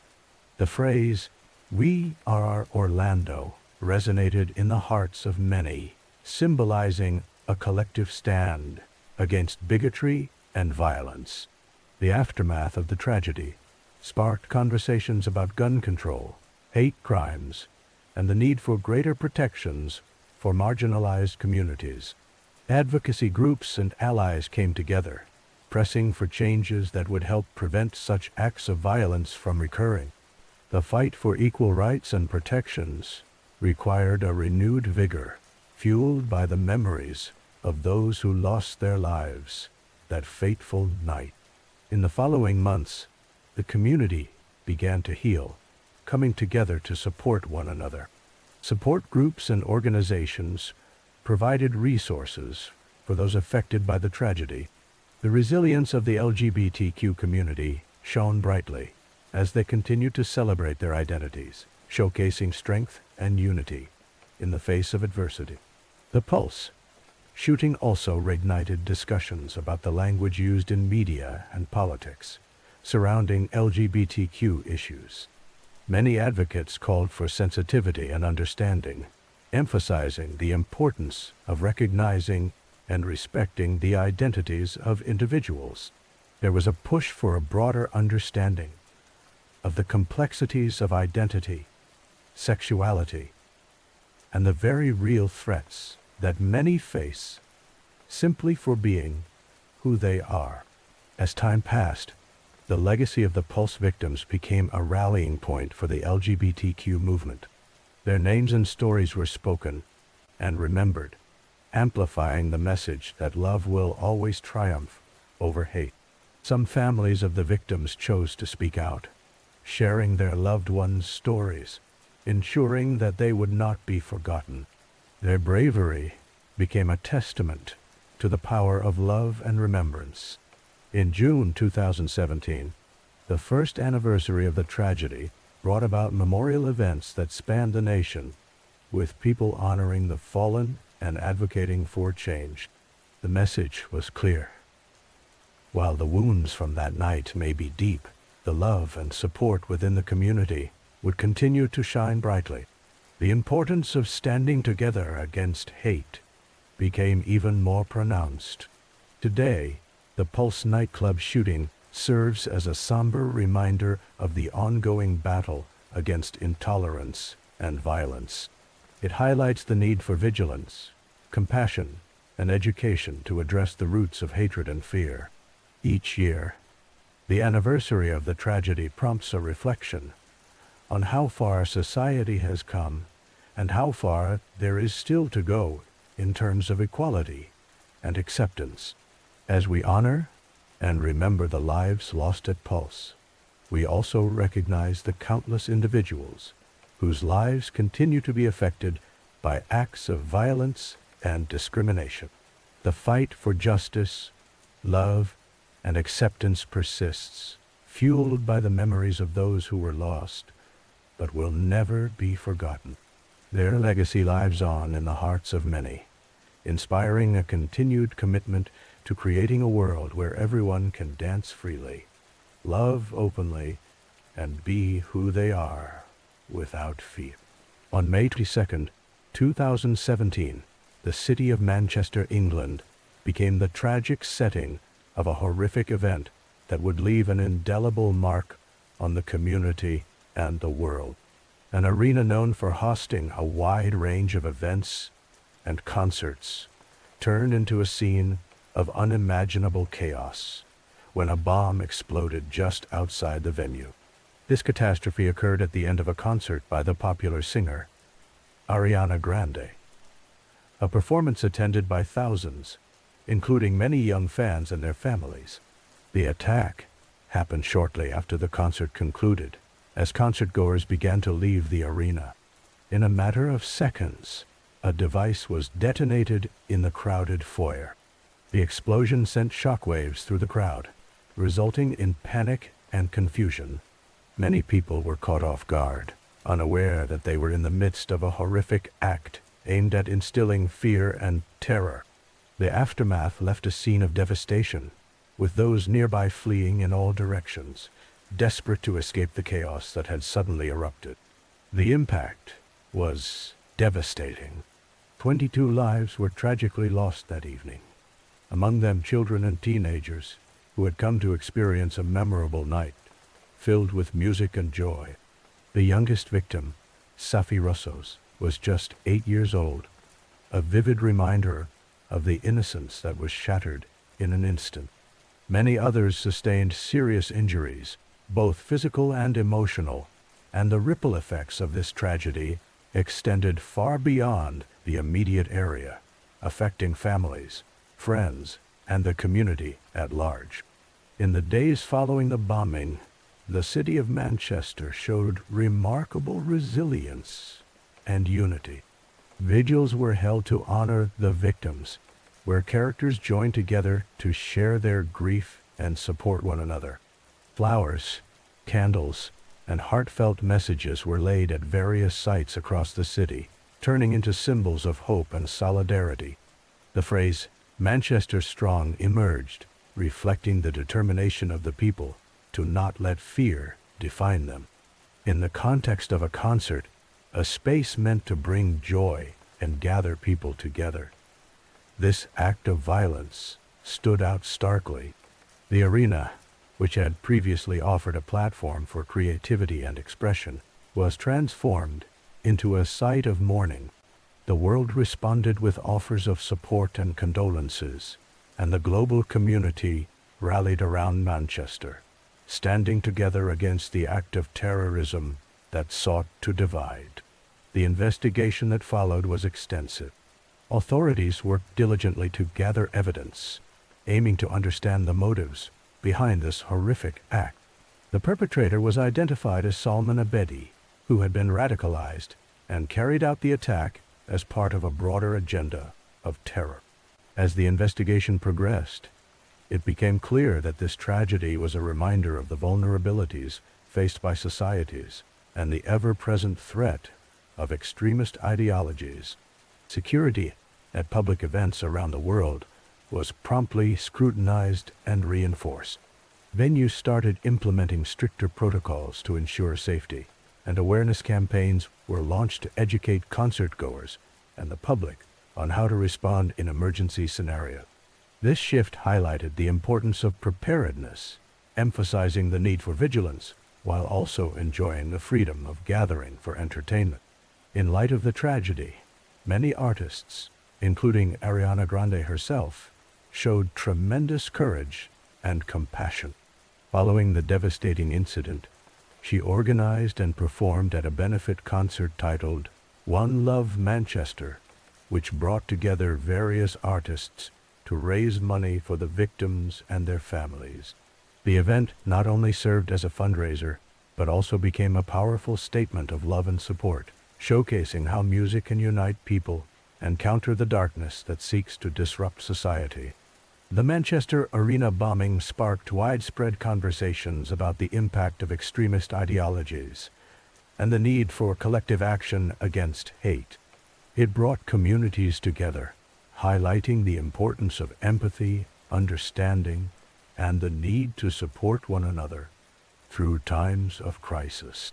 People recognized that acts of terror aim to instigate fear and division, yet the response was a vibrant demonstration of bravery and solidarity. As time has passed, the memory of that tragic night remains alive in the hearts of those affected. The love and remembrance for the lost lives are palpable, serving as a reminder to cherish moments of joy and togetherness while standing firm against hatred. The legacy of the Manchester attack pushes communities to advocate for peace and understanding, forging connections that transcend fear. The world observed and learned from Manchester's response, recognizing the strength found in unity and compassion. Though the scars of that night may never fully heal, the resolve to build a more inclusive, understanding society continues to inspire many.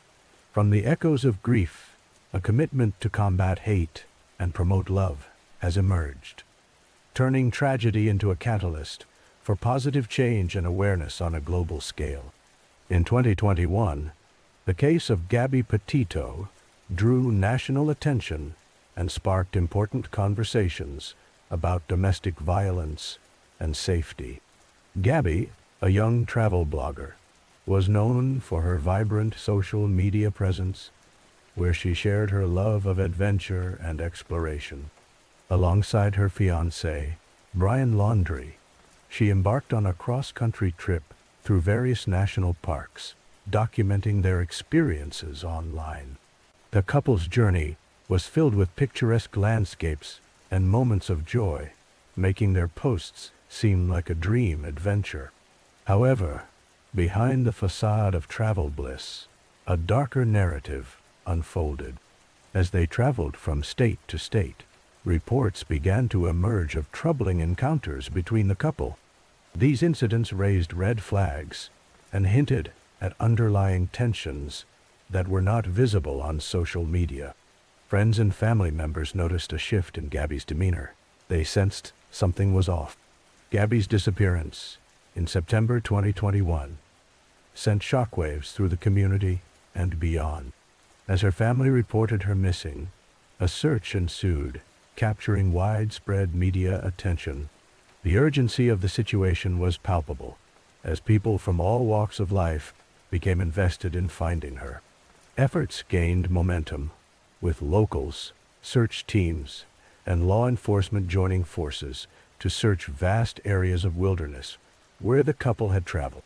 The frantic race to locate Gabby brought to light the issue of domestic violence. Many people began to reflect on the signs that often go unnoticed in relationships, especially among young couples. Statistics indicate that 1 in 4 women will experience severe intimate partner physical violence at some point in their lives. Gabby's situation served as a stark reminder that even seemingly idyllic relationships can harbor danger.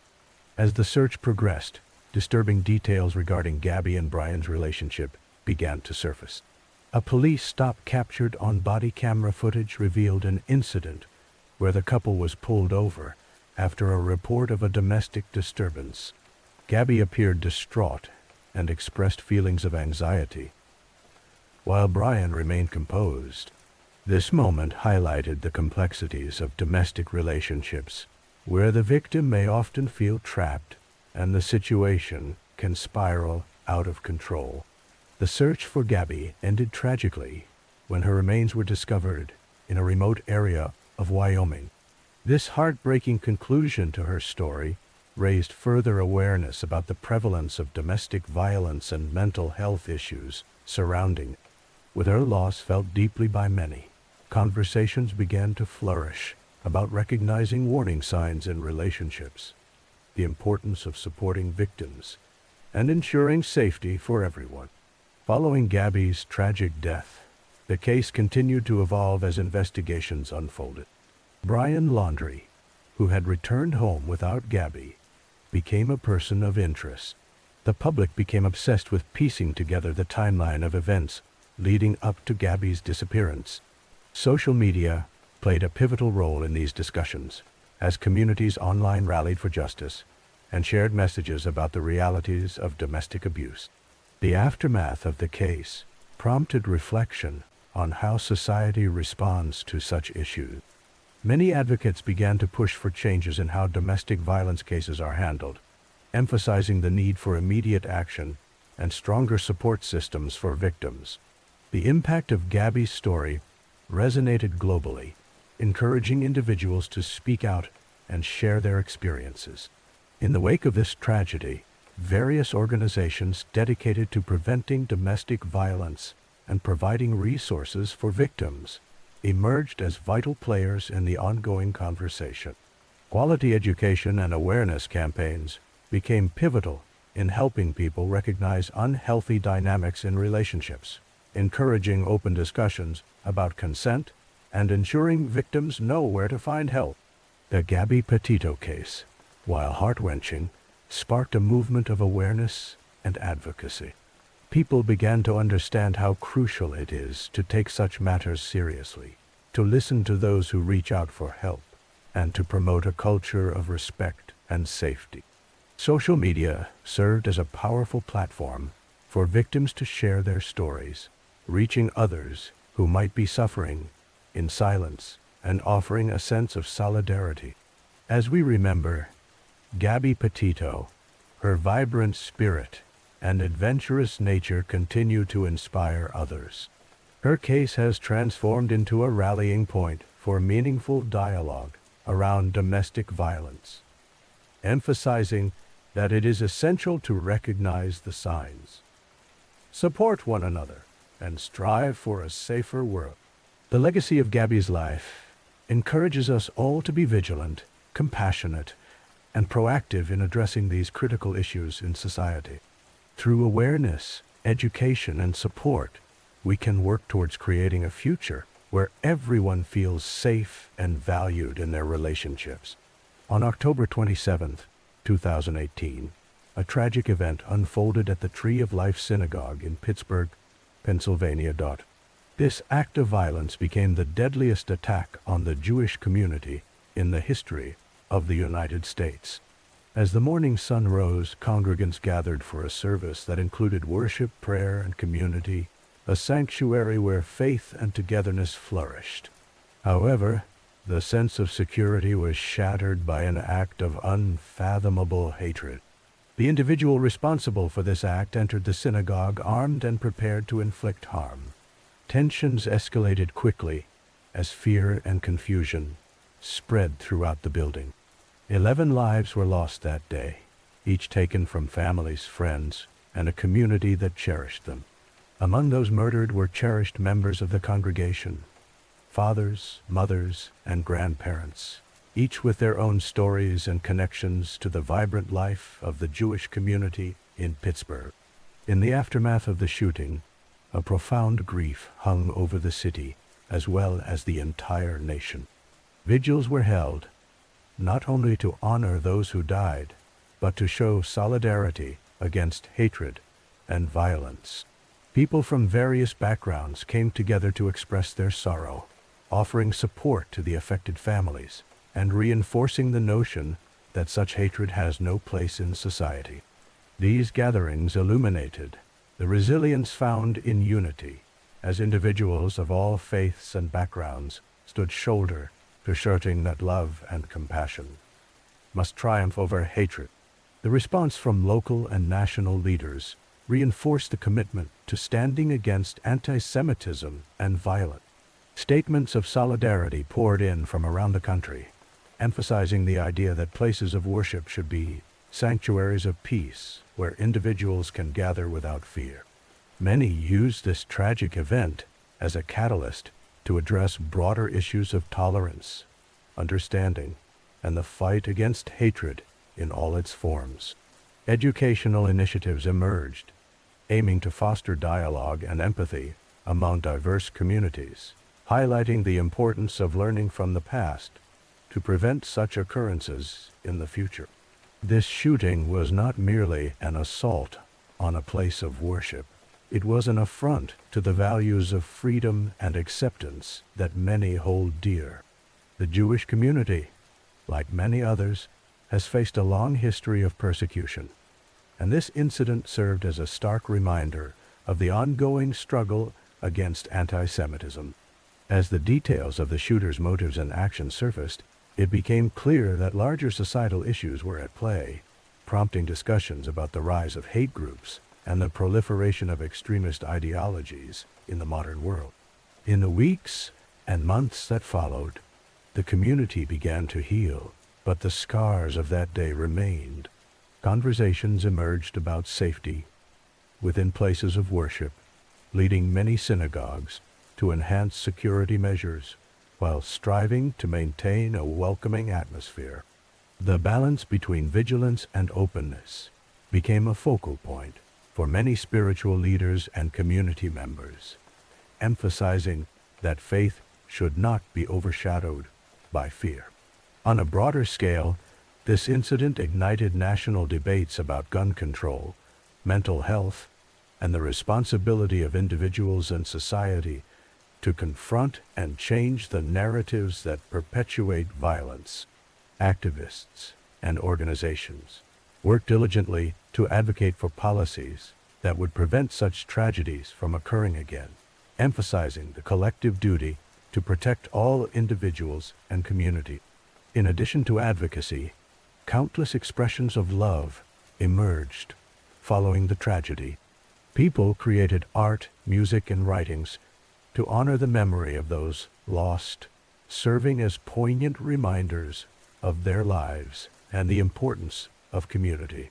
From the small acts of kindness to larger organized initiatives aimed at promoting understanding, the resilience of the human spirit shone brightly amidst the darkness. While the Tree of Life synagogue shooting was a somber reminder of the depths of human hatred, it also brought to light the strength found in human connection. The stories of those who lost their lives resonated deeply within and beyond the Jewish community, reminding all of the intrinsic value of each person and the importance of standing together against fear and division. In conclusion, the events of that day in Pittsburgh were a tragic reflection of the ongoing challenges faced by communities around the world. However, the outpouring of love, support, and determination that followed illustrated the unwavering spirit of humanity, highlighting the role of individuals and communities in fostering understanding and empathy. By remembering and honoring the lives lost that day, society can commit to building a future where peace and acceptance prevail, ensuring that the legacy of those who died continues to inspire positive change. In the summer of 2018, a young college student named Mollie Tibbetts captured national attention when she vanished from her hometown of Brooklyn, Iowa. Mollie was known for her warm spirit and vibrant personality. At just 20 years old, she had aspirations and dreams like many young adults. On the evening of July 18, 2018, Mollie went for a routine jog in her familiar neighborhood area. This seemingly ordinary decision would lead to an unusual series of events that would resonate through the community and beyond. As night fell and Mollie did not return home, her family grew worried. They began to search for her, reaching out to neighbors and friends, but their efforts proved fruitless. Concern quickly escalated when local authorities were notified. The community rallied together, organizing search parties and sharing information on social media to raise awareness. Thousands of people became invested in Mollie's story, hoping for her safe return. As days went by, the investigation intensified. Law enforcement officers canvassed neighborhoods, interviewing witnesses and examining surveillance footage. The media coverage expanded, with news outlets broadcasting updates and appeals for information. The story of Mollie Tibbetts captured the country's attention as people from all walks of life joined together to help. Volunteers searched fields and wooded areas, determined to find any clues that might lead them to her. However, the tide of hope turned when, after more than a month of searching, Mollie's remains were discovered on August 21, 2018, in a nearby rural area. The tragic news devastated her family, friends, and the community that had held on to hope for her safe return. This moment marked the beginning of a new chapter, one that involved seeking justice for a life cut short. The investigation took a pivotal turn when a suspect was identified. Christian Bahina Rivera, a farm worker in the area, was arrested after investigators determined he was present at the location where Mollie's remains were found. This development shocked many, as it brought to light pressing conversations surrounding issues such as safety and immigration. Rivera led authorities to Mollie's body, detailing events that unfolded on the evening she disappeared. He admitted to having encountered Mollie while she was jogging. In the trial that followed, the prosecution presented evidence that further painted a picture of what happened that fateful day. Graphic details emerged, revealing the tragic circumstances under which Mollie lost her life. Manifold emotions coursed through the community as they absorbed the painful testimony. The trial attracted significant media attention, echoing murmurs of dismay and sorrow across the nation. Families grappled with their own insecurities, reflecting on the importance of safety for loved ones in a world where such tragedies occur. On May 28, 2021, after much deliberation, Christian Bahina Rivera was found guilty of first-degree murder. This verdict was pivotal, not only for Mollie's family, but also for their tight-knit community. For them, the ruling meant a measure of justice, yet it also served as a stark reminder of the fragility of life and the importance of cherishing those around us. Throughout the trials and tribulations, Mollie's story became a symbol of resilience and a call to action for many more. Conversations about ensuring safety for individuals, particularly women, joggers, and students, gained traction. Advocacy groups emerged, promoting awareness and prevention measures to guard against similar tragedies in the future. People recalled Mollie's bright spirit, her love for animals, and her dedication to her studies. She was not just a victim, but a young woman with aspiration. The impact of her story extended beyond her small town. It ignited a conversation on societal issues and the importance of fostering a safe environment for everyone. As societal awareness continued to rise, the legacy of Mollie Tibbetts lived on within the discussions surrounding crime prevention, community safety, and the value of every human life. Her story remains a poignant reminder of the importance of community unity and vigilance. Communities reflect on the power of coming together during times of distress and the role that engaged citizens can play in promoting safety. Mollie's life and the circumstances of her tragic death leaves behind not just a story of loss, but also a wake-up call for change. It urges us to honor her memory through the actions we take to build safer, more supportive environments for all people.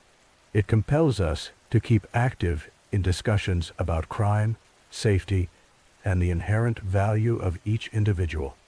An invitation to cherish our relationships and advocate for each other in the ever-changing world around us. In remembrance of Mollie Tibbetts, her story continues to inspire and touch lives. Through the lens of her life, it encourages us to reflect on community strength and the collective responsibility we bear towards one another. Each person matters, and together, the bonds we create can weave a fabric of safety and support that uplifts and protects those we love. In the late summer of 2020, the city of Kenosha, Wisconsin became the focal point of national attention as protests erupted following the police shooting of Jacob Blake, an African-American man. This incident ignited a wave of demonstrations and civil unrest across the city, fueled by long-standing grievances over police violence and systemic racism. As protests unfolded, tensions rose, leading to confrontations between demonstrators and individuals who appeared to be there to provide protection for property and businesses.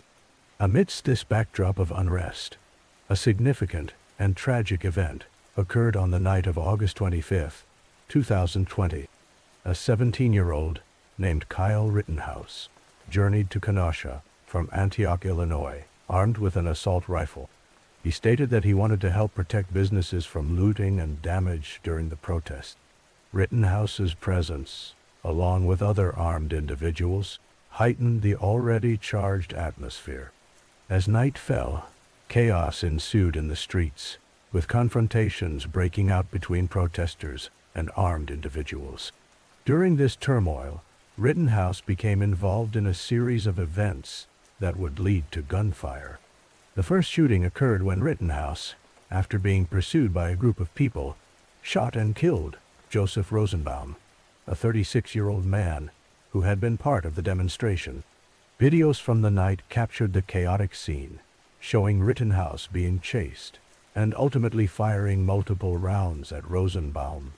Following this initial shooting, Rittenhouse attempted to flee the scene, but chaos continued to engulf the streets of Kenosha. Moments later, he encountered two more individuals, Anthony Huber, a 26-year-old skateboarder, and Gage Grosskreutz, a 26-year-old paramedic. Huber attempted to disarm Rittenhouse, but in the struggle he was shot and killed. Grosskreutz, who had approached with a handgun, was also shot in the arm, resulting in serious injury. The consequences of that night were profound, leading to the deaths of two individuals and the maiming of another. The incident raised a multitude of questions regarding self-defense, the right to bear arms, and the role of armed individuals in civil unrest. It polarized public opinion and prompted discussions about the motives and actions of the individuals involved. In the aftermath, Rittenhouse was arrested and charged with multiple counts, including first-degree intentional homicide. The case drew national attention, capturing the complex dynamics regarding race, policing, and the legal rights of individuals in the context of protests. Debates emerged on social media and in traditional media, reflecting a nation grappling with its values and beliefs. As the legal proceedings unfolded, the trial became a microcosm of larger issues plaguing society, from perceptions of justice and fairness to the complexities of armed confrontation in volatile situations. Rittenhouse's defenders framed his actions as self-defense, arguing that he acted in a moment of panic when confronted by aggressive individuals. Conversely, opponents viewed his actions as reckless and indicative of a broader problem concerning the militarization of civil protests. The Kenosha unrest and the shooting incident highlighted a pivotal moment in the American narrative, revealing deep divisions and a collective struggle over the pursuit of justice and understanding differing perspectives on safety, personal rights, and community relations. While, as communities across the country reacted, some in support of Rittenhouse, while others vehemently opposed him, it became clear that the events in Kenosha reverberated far beyond the city limits. With polarization growing in various aspects of society, discussions about the impact of social media on perceptions of such events have become more pronounced.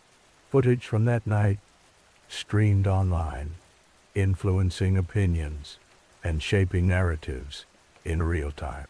The conversation's way extended beyond Kenosha itself, speaking to a broader context of unrest across the country during that time. In the aftermath, Kenosha faced significant challenges in healing and addressing the remaining underlying issues that had been brought to the surface. Community leaders, activists, and residents have engaged in dialogues about the future, working to foster understanding and ensure that voices are heard in a meaningful way. Rising above the divisions, there emerged calls for justice, accountability, and a commitment to addressing systemic inequalities that had long persisted.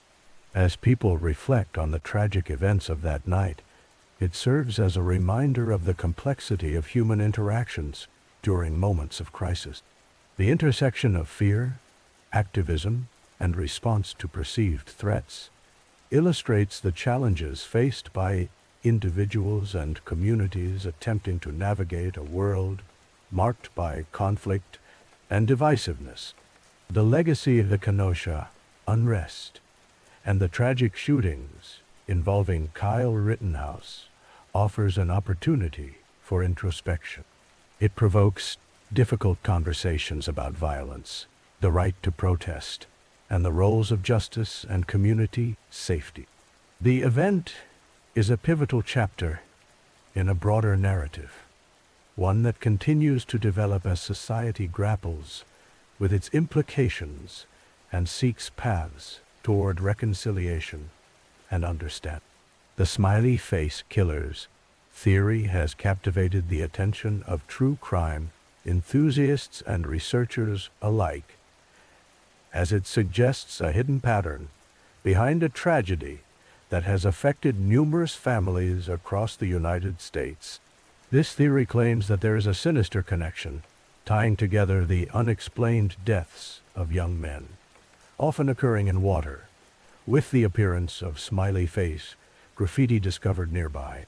It all began when a series of such deaths was reported in cities like New York, Chicago, and many others, with young men in their late teens and early 20s found in rivers, lakes, or other bodies of water.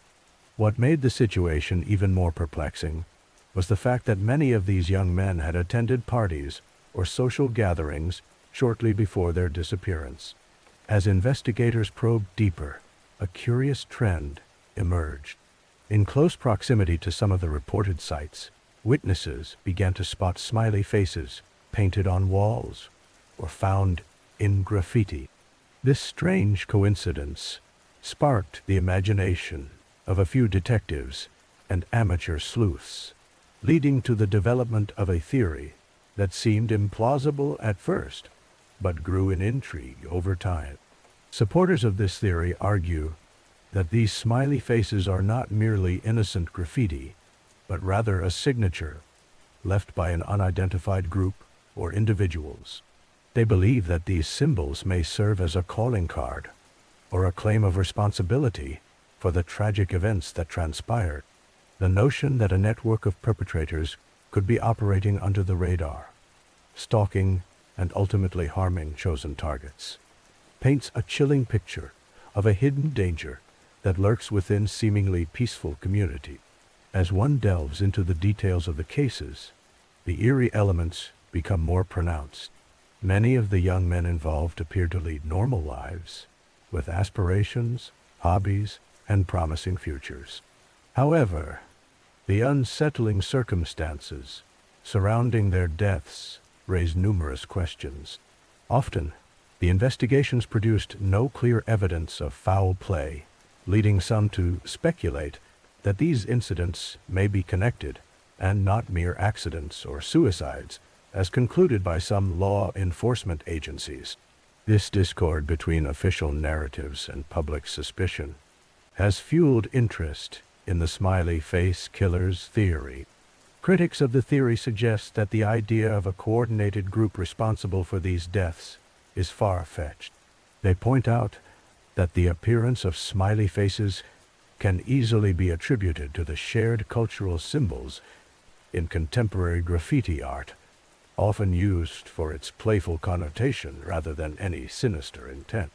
After all, a smiley face is a universal symbol of happiness, and the desire to tag a wall with something playful is not uncommon among young people.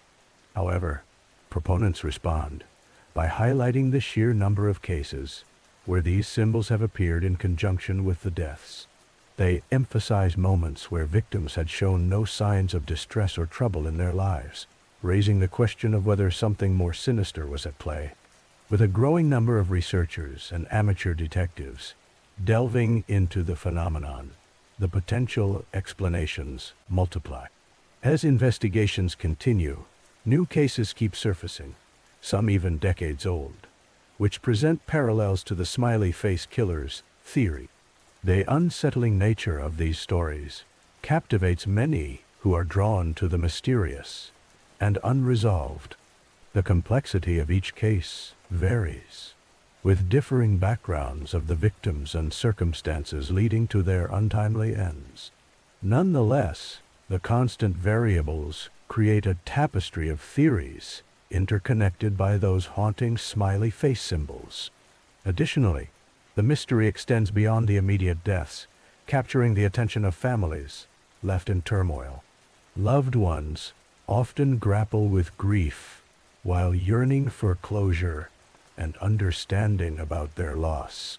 As each case gains traction in popular media and among true crime communities, it only fuels the discussion and raises even more questions. In recent years, documentaries and podcasts have surfaced that explore the smiley face killer's theory, drawing in not just enthusiasts, but also psychologists, criminologists, and investigative reporters. These pieces often dissect the psychology behind why individuals become captivated by such theories. They explore the way collective narratives form around unresolved mysteries and how society processes fear and tragedy through storytelling. Importantly, the theory evokes a broader discussion about safety, vigilance, and community. It encourages conversations about how to protect one another and what warning signs may lead one to seek help or intervention when someone appears to be in danger. Awareness of these cases ignites a sense of responsibility not just among friends, but within entire communities, urging individuals to look out for one another in social settings. Despite the arguments for and against, the smiley face killer's theory will likely remain part of the true crime discourse, continuing to beckon intrigue. The surreal juxtaposition of a simple, cheerful smiley face and the darker implications it may carry illustrates the complex nature of human psychology and the way symbolism plays a crucial role in communication. As long as there are unresolved questions in the cases involved, and as long as young lives continue to be cut short under perplexing circumstances, the theory may linger in the collective consciousness as an unsettling reminder of the unpredictability of life and the shadows that sometimes lie just beneath the surface of everyday experience. What began as an exploration of death has transformed into a broader narrative about the human experience, cautioning that even in moments of joy, darkness can slip into view. The continuing dialogue surrounding the smiley face killer's theory encourages individuals to look beyond the mere surface of events and to examine the complex web of emotions, experiences, and connections that define us. It challenges us to reflect on what we truly know about the world around us and reminds us never to take safety for granted. In June 2021, a shocking tragedy unfolded in South Carolina that would captivate the nation and reveal layers of deceit and power struggles. Alex Murdaugh, a prominent attorney from a distinguished legal family, found himself at the center of a stormy investigation following the brutal murders of his wife, Maggie, and son, Paul Dell. This case quickly escalated from a simple family tragedy to a complex web of allegations involving corruption, financial misconduct, and a legacy that seemed to privilege the Murdaugh name above the law. On the evening of June 7, 2021, the bodies of Maggie and Paul Murdaugh were discovered at their family estate in Islandton, South Carolina.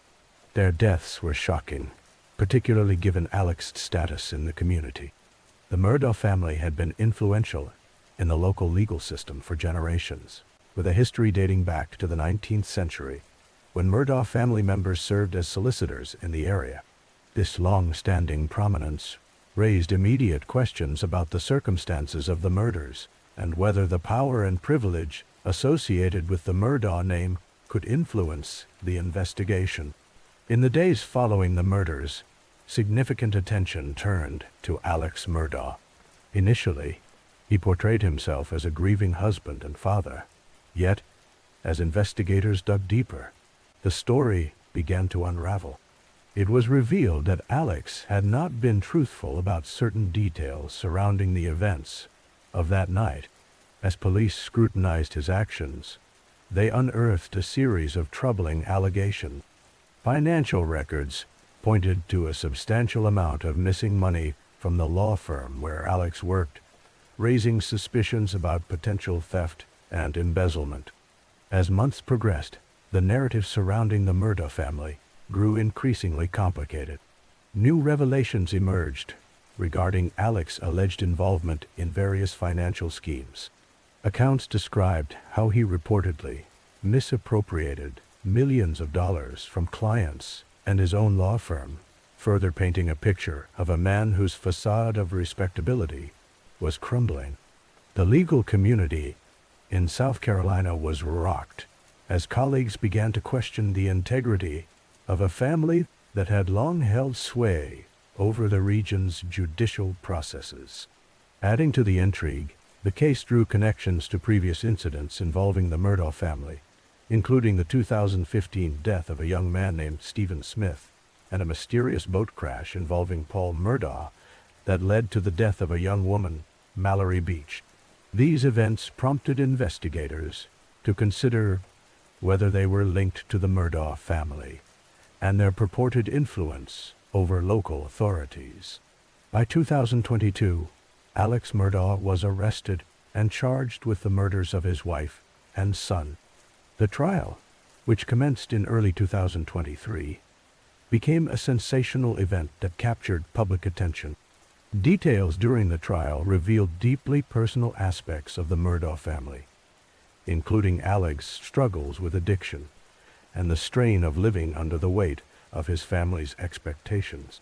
Testimonies painted a portrait of a man who, despite his polished exterior, was grappling with profound personal demons, leading to speculation about his motives on that fateful night. Throughout the trial, the prosecution aimed to demonstrate not just the evidence against Alex, but also the portrayal of a man who, when faced with the consequences of his actions, resorted to the most desperate measures imaginable.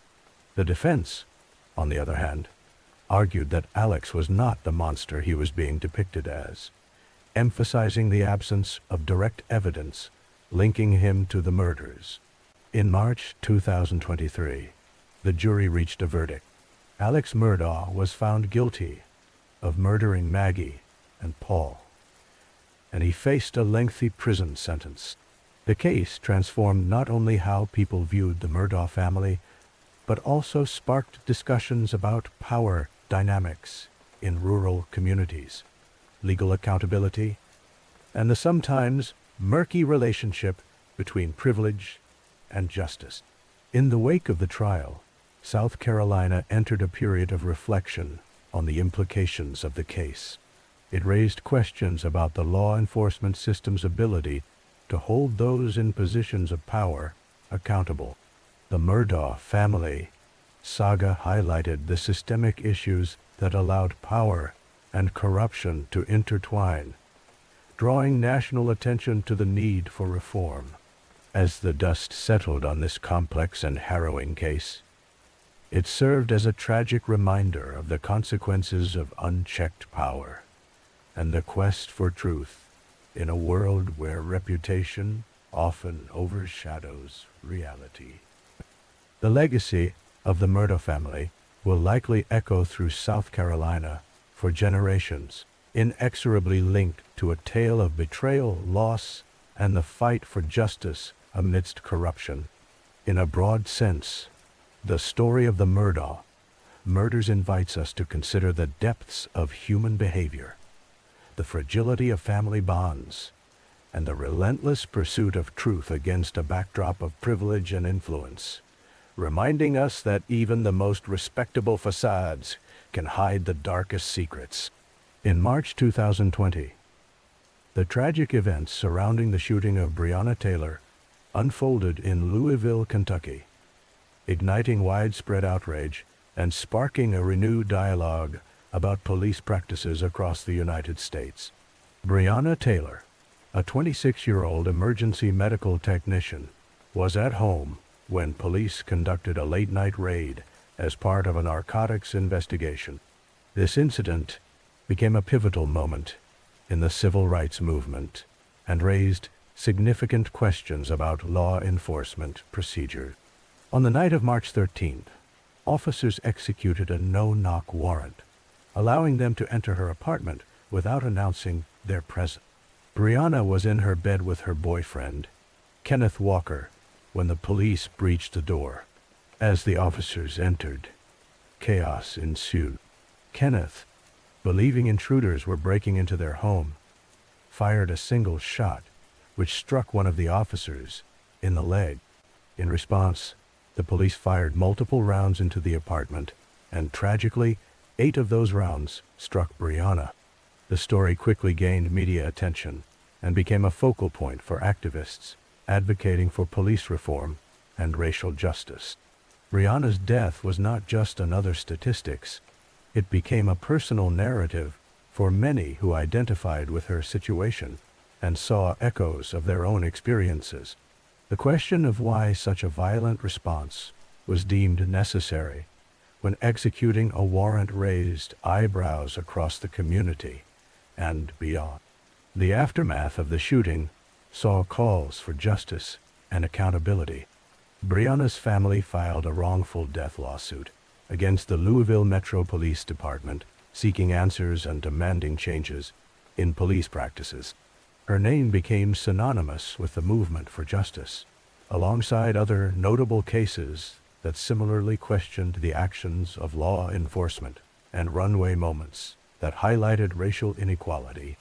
In the months following her death, protests erupted in cities from coast to coast. People filled the streets chanting her name and demanding that the phrase, "Say her name," be heard loud and clear, insisting that women of color also receive recognition in discussions surrounding racial justice.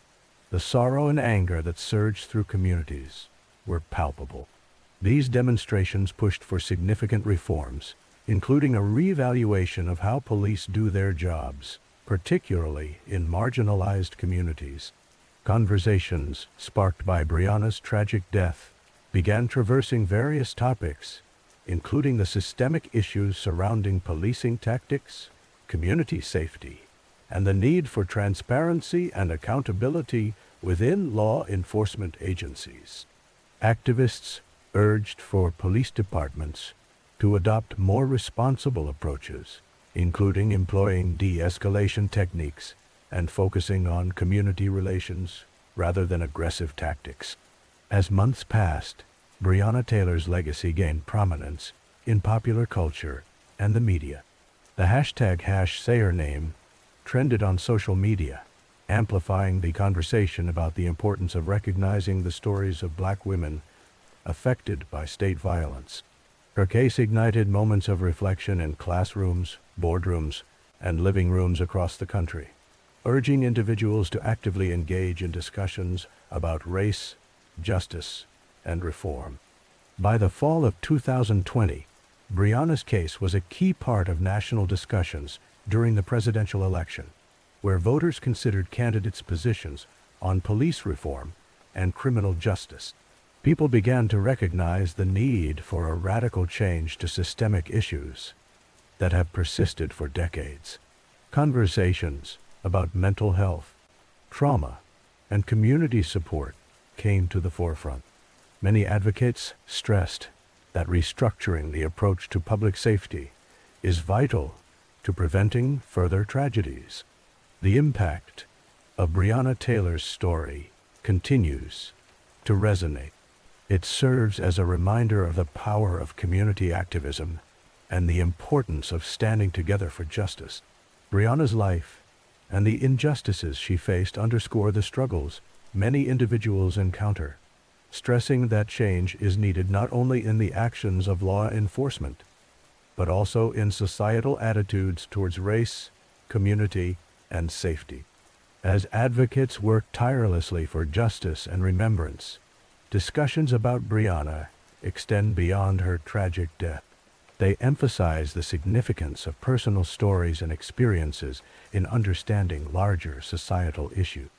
Breonna Taylor's legacy has encouraged many to educate themselves, advocate for change, and strive for a society where every individual feels safe and valued. The call for justice in her name remains a collective endeavor, bridging diverse communities and inspiring continued action in the pursuit of equality and reform. In summary, the events surrounding Breonna Taylor's shooting represent more than just a single tragedy. They reflect an ongoing struggle for justice that resonates across the nation. The outpouring of love, grief, and anger that her story prompted exemplifies the yearning for change. It highlights the importance of listening, learning, and advocating for a future where respect and dignity for all individuals are paramount. Breonna's legacy is a powerful reminder of the work yet to be done and the unity needed to foster a safer and more equitable society for generations to come. On November 5th, 2017, a tragic incident unfolded in Sutherland Springs, Texas, that shook the nation and left an indelible mark on countless lives. At approximately 11:30 a.m., during a Sunday worship service, a gunman entered the First Baptist Church carrying a semi-automatic weapon. In a matter of minutes, he opened fire on the congregation. This horrifying event quickly became one of the deadliest mass shootings in a place of worship in American history. The small community of Sutherland Springs, with a population of just a few hundred, was forever changed by this violent act. The First Baptist Church, a place known for its close-knit community and welcoming spirit, was suddenly transformed into a scene of chaos and heartbreak. As the gunman unleashed his weapon, he fired in a manner that indicated a grave intent to cause harm.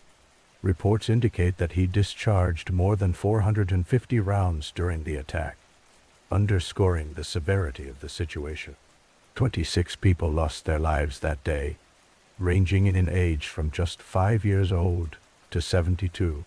Their stories represent not only the loss of individual lives, but the deep impact on families and friends left behind.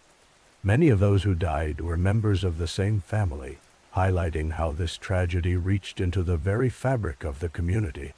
Survivors carried the physical and emotional scars of that day, a reminder of the fragility of life and the unpredictable nature of violence. In addition to the fatalities, more than 20 others suffered injuries, with some critically wounded. Stories emerged of heroism amid the horror. One church member, a former military veteran, took it upon himself to confront the gunman, ultimately helping to deter further violence. His actions, along with the bravery of other members, demonstrated a profound sense of courage in the face of unthinkable horror. As news of the shooting spread, national attention quickly turned toward Sutherland Springs. Vigils, prayer services, and community gatherings followed, as people from across the country expressed their condolences and solidarity. The outpouring of support came in various forms, from flowers and cards sent to the church to donations for the victims' families. It was a moment when many came together to reflect on the values of compassion, support, and unity, transcending boundaries and differences. In the aftermath, discussions about gun violence and public safety became prevalent across the media and in national conversation. Gun control and mental health issues were analyzed and debated intensely. Community leaders, side by side with the families affected, sought to advocate for changes that might help prevent such tragedies in the future. Local, state, and national leaders spoke on the challenges that incidents like this present, pushing for a multifaceted approach towards resolving the complex issues surrounding gun violence in America. In the years that followed, reminders of that tragic day remained as the community of Sutherland Springs demonstrated resilience. Memorials were constructed, and annual remembrances were held to honor the victims. People shared stories and memories of those who were lost, seeking to keep their legacies alive. The church itself was rebuilt, symbolizing hope and a commitment to healing. Opening its doors once again, it served as a powerful reminder that even in darkness, there can be a pathway toward recovery and renewal. In the wake of the events, many community members reflected on the concept of faith and spirituality in their lives. The tragedy brought forth deep conversations about forgiveness, healing, and the need for resilience in the face of loss. For many within the congregation and the wider community, a renewed sense of purpose emerged as they sought to support one another and to engage in community-building efforts aimed at fostering understanding and friendship. The events in Sutherland Springs remind us of the deep impacts that violence can have on individuals and communities, bringing with it waves of grief and loss. They also serve as a call to action for understanding the complexities of violence in society. Whether through improving mental health resources, fostering community support networks, advocating for policy changes, or simply encouraging dialogue about safety, there exists a collective responsibility to strive toward creating safer environments. As time moves on, the memory of those impacted by the shooting lives on in the hearts and minds of many. The lessons learned resonate beyond the immediate community, echoing the importance of compassion, support, and the ongoing efforts required to confront the issues that lead to such tragedies. Forward strides involve not just remembering the past, but actively working towards a future where tragedies like the one in Sutherland Springs become relics of history, rather than events that continue to plague society. On July 28, 2019, an event that was meant to celebrate the community and the beloved local cuisine turned into a tragic scene of chaos and heartbreak. The Gilroy Garlic Festival, a culinary festival held annually in Gilroy, California, showcased a variety of garlicky delights, attracting food enthusiasts and families from across the region. This vibrant gathering, marked by food stalls, live music, and a sense of camaraderie, came under the shadow of a horrifying act of violence. As attendees enjoyed the festivities, a shooter opened fire in the evening, causing panic and confusion among the crowd. Witnesses described the atmosphere, initially filled with laughter and joy, suddenly transforming into one of terror. Families who had gathered to savor the festival's famous garlic fries, garlic bread, and various other dishes found themselves rushing for safety amidst a barrage of gunfire.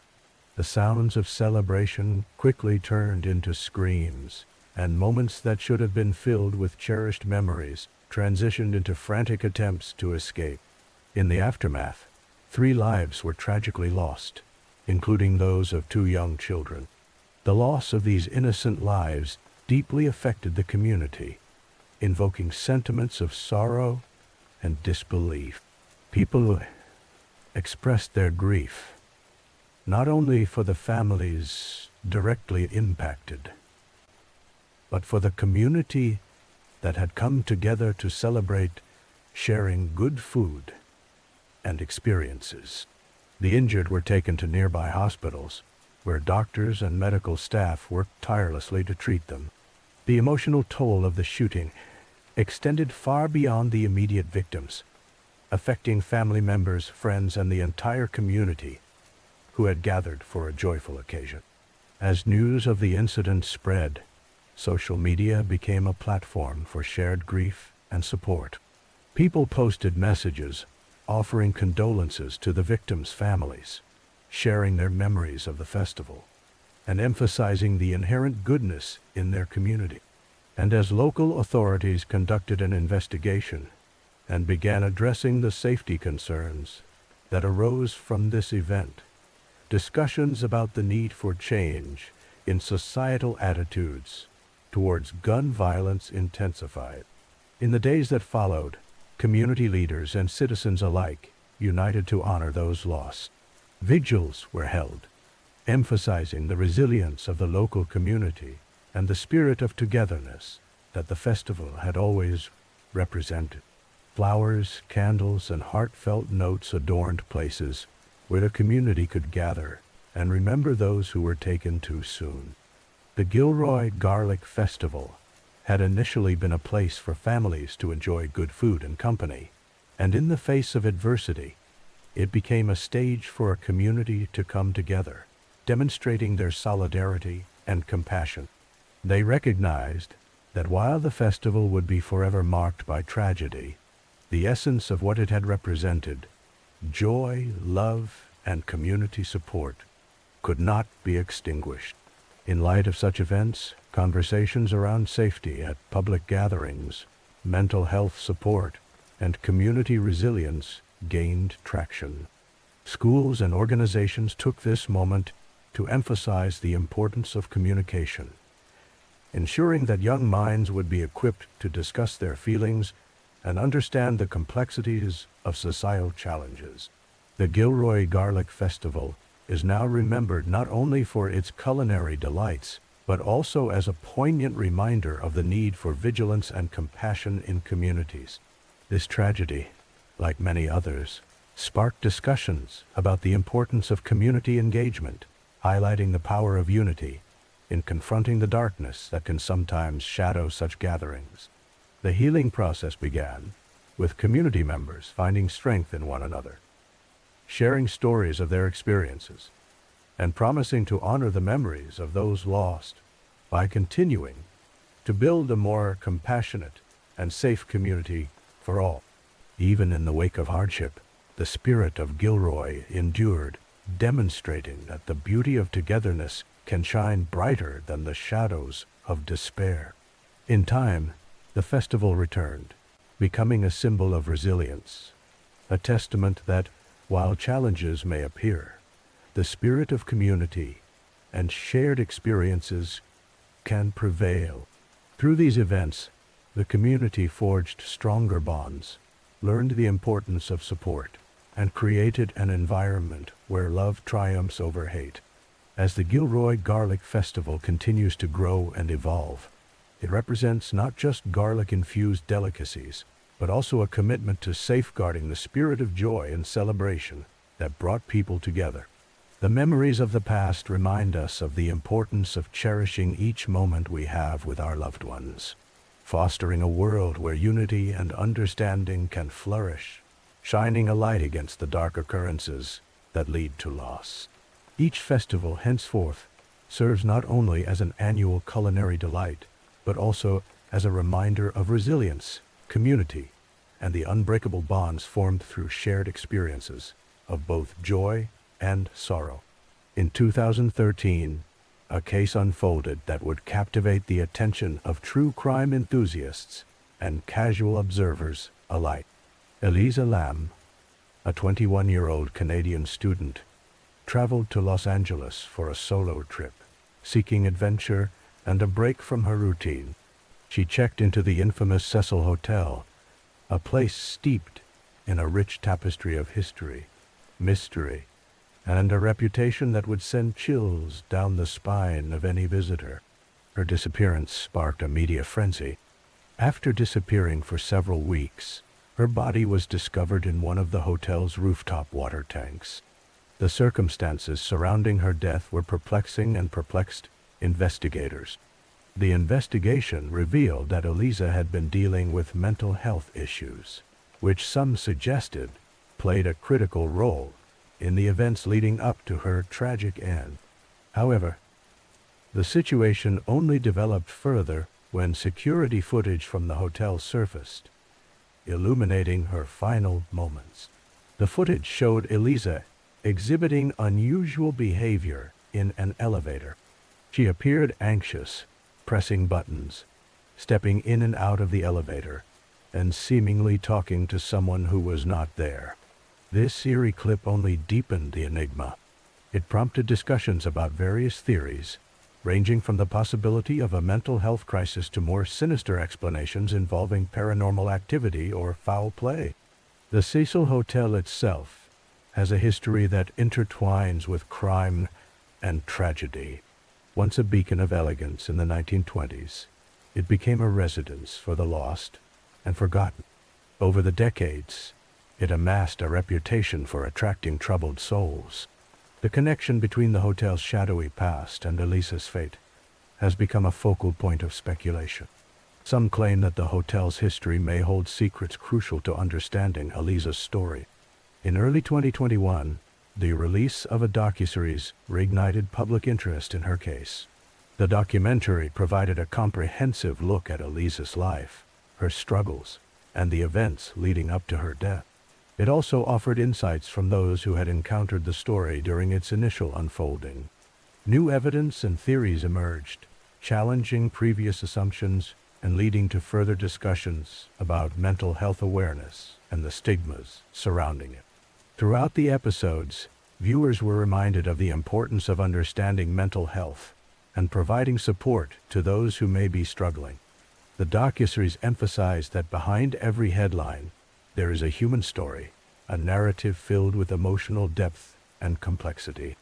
Elisa's journey illustrated how easily one's circumstances can lead to desperation, particularly when compounded by societal pressure. Aside from the engaging content of the docuseries, many viewers found themselves drawn to the broader conversations surrounding mental health. The discussions ignited by Elisa's case allowed many to reflect on their experiences and the experiences of those close to them. It created a ripple effect, prompting people to share their stories and to seek resources for those in need. Elisa Lam's story also spotlighted the role of location and environment in one's mental state. The contrasting images of the vibrant life in Los Angeles and the isolated, haunted atmosphere of the Cecil Hotel sparked further analysis. How could two worlds coexist side by side? It created an unsettling juxtaposition that resonated with viewers, prompting them to explore their thoughts on urban life and isolation. Moreover, the renewed interest sparked by the docuseries generated discussions about ethics in true crime storytelling, as audiences wrestled with the fine line between factual reporting and sensationalism. The creators of the series took care to present Elisa's story with respect and dignity. They reminded viewers that amid the intrigue lies a profound tragedy, a young life cut short.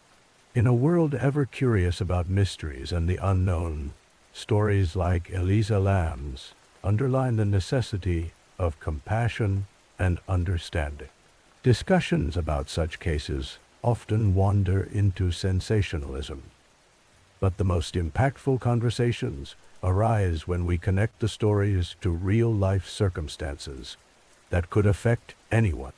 As the conversations continue, there are calls for more awareness around mental health and how society can improve its support systems. This introspection can lead to broader change, encouraging individuals to reach out, to listen, and to understand one another more deeply. Elisa Lam's case stands as a reminder that while the answers may remain elusive, the questions it raises are worth exploring. As we navigate through complexities of life, may we never forget to lend a hand to those in distress and advocate for the voiceless. The Cecil Hotel remains a symbol of many intertwining narratives, drawing adventurers and curious minds, serving as a backdrop where reality and mystery blur. Therein lies the legacy of Elisa Lam, not solely as a tale of tragedy, but as a catalyst for renewed understanding and dialogue about mental health and the impacts of our environments. It is a story that continues to resonate, reminding us of the profound connections that bind us all in our journeys through life's intricate maze. In 2020, a tragic case unfolded in Colorado that gripped the nation and brought to light the darker aspects of human relationships within families. The story revolves around an 11-year-old boy named Gannon Stauch. His case captured widespread media attention and led to deep discussions about child safety, familial bonds, and trust. Gannon lived in Colorado Springs with his father, Al Stauch, and his stepmother, Letitia Stauch. On January 27, 2020, Gannon was reported missing, and the circumstances surrounding his disappearance raised immediate concerns.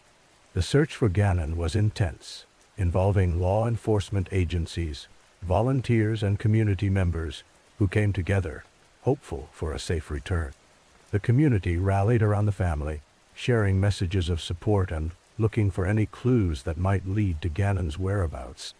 As days passed without any sign of Gannon, the investigation unearthed a series of troubling details that would shock the public.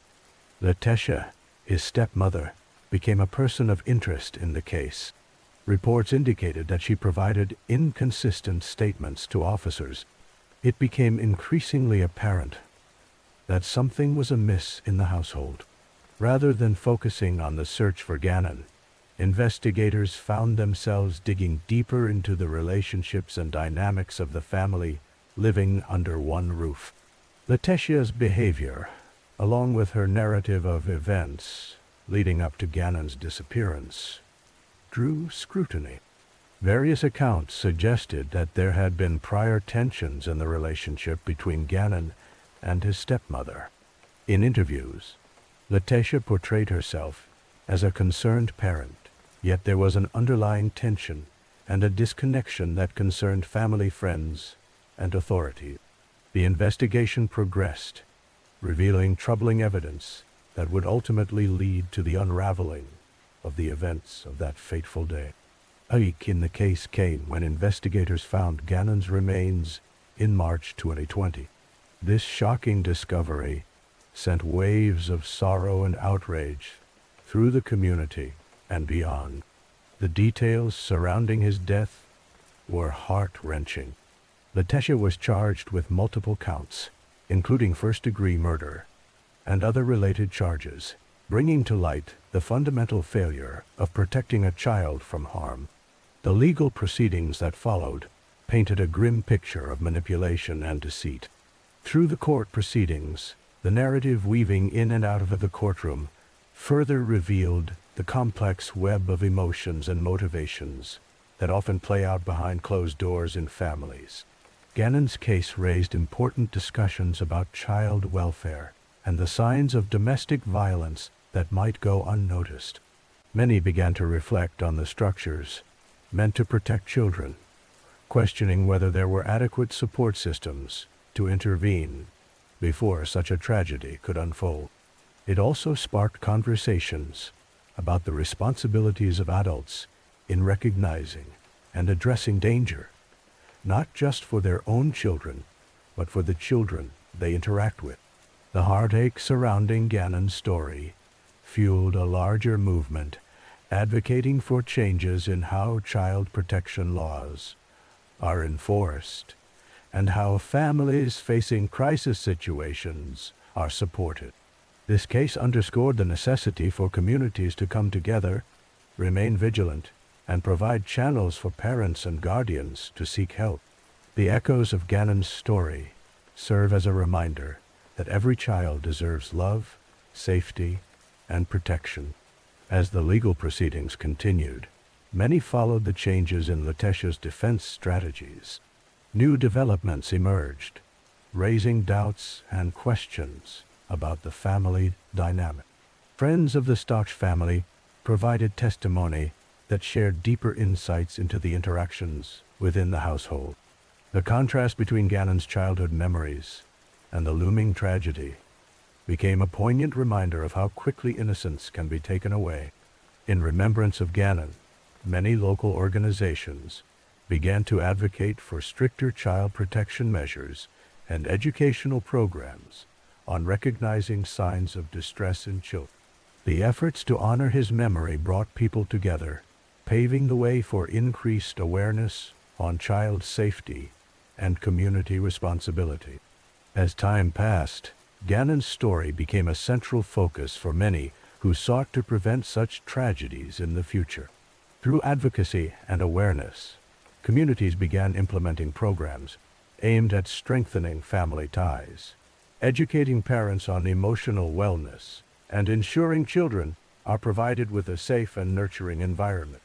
In conclusion, the tragic case of Gannon Stauch stands as a painful reminder of the responsibilities adults have towards children.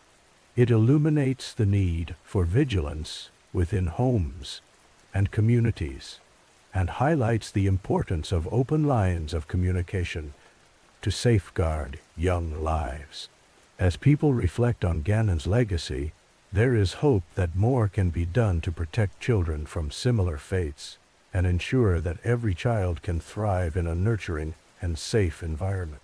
In August 2019, the world was struck by a shocking development in a case that had garnered extensive media attention. Jeffrey Epstein, a financier with connections to numerous powerful figures around the world, was discovered dead in his jail cell at the Metropolitan Correctional Center in New York City. Epstein had been arrested a month earlier, facing serious accusations of sexually trafficking underage girls and operating a vast network of exploitation. Epstein was a figure shrouded in intrigue, known for his wealth, social connections, and a private island in the Caribbean, which he called Little St. James. His life was a tapestry, woven with the threads of privilege and secrecy.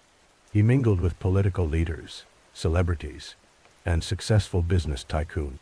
Because of this, many people were keenly aware of his wealth and influence, which only deepened the impact of his arrest. On July 6, 2019, Epstein was taken into custody for federal charges.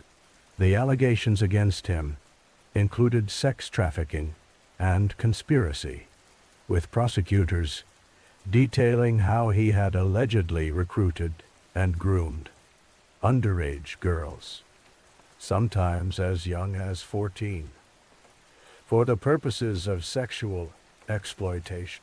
These claims painted a grim picture of abuse and manipulation and raised significant questions about his operations and the people involved. As the case unfolded, Epstein's sudden death in his cell sparked widespread outrage and led to speculations that would fuel countless conspiracy theories. It was reported that his death was the result of hanging, but many were quick to express skepticism over the circumstances surrounding it. Confusion was compounded by the fact that Epstein was a high-profile inmate, and a significant emphasis was placed on the security measures in place to protect him as he awaited trial. Questions about the prison's protocols soon emerged. Epstein was reportedly placed on suicide watch shortly after his arrest, only to be removed less than a week before his death. Eyewitness accounts reported malfunctioning security cameras on the day he died, while staff members at the prison faced scrutiny concerning their adherence to protocols. The media landscape became saturated with speculation. Some posited that Epstein's death was not a suicide, but rather a murder, orchestrated to silence him and protect others who may have been implicated in his alleged crimes. This conspiracy theory gained traction because Epstein had previously expressed fears for his life.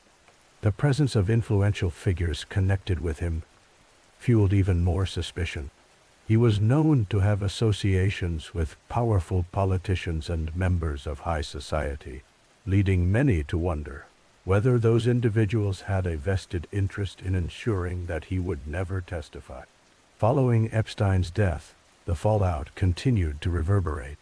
The incident cast a shadow not only over the charges against him, but also over the judicial system as a whole. Legal analysts began scrutinizing the broader implications of the case, questioning whether Epstein's wealth and connections had allowed him to escape accountability for much of his life. This raised urgent discussions around issues of privilege, accountability, and the protection of victims.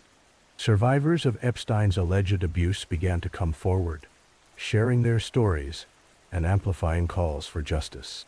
Activists and advocates seized the moment to highlight the broader themes of human trafficking and the exploitation of vulnerable individuals. These advocates pushed for more stringent laws and better support systems for victims of such crimes, emphasizing that the fight against exploitation was far from over.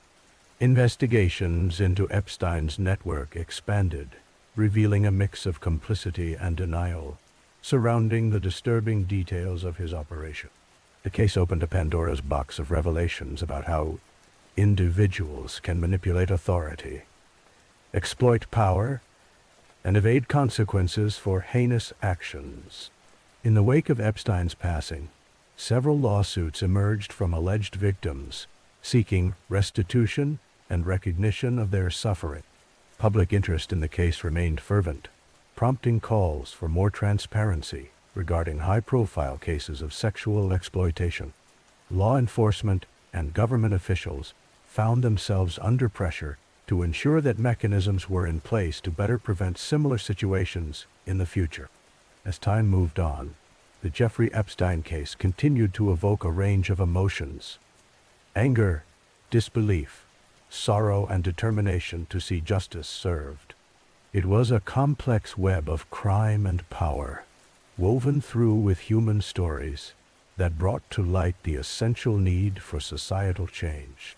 Individuals began recognizing their responsibility to speak out against injustice, to hold those in power accountable, and to stand in solidarity with survivors. Ultimately, the legacy of the Jeffrey Epstein case would continue to resonate within society.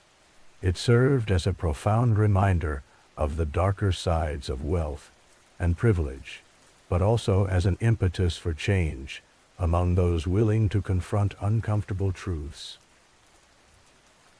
As new revelations emerged and new threads of the investigation unfolded, the case became emblematic of a larger cultural conversation, one that demanded attention and action against exploitation in all its forms. On November 29, 2019, London was the scene of a tragic incident that shook the city and the nation. It was during the busy hours of the afternoon when an individual unleashed a horrific act of violence at London Bridge.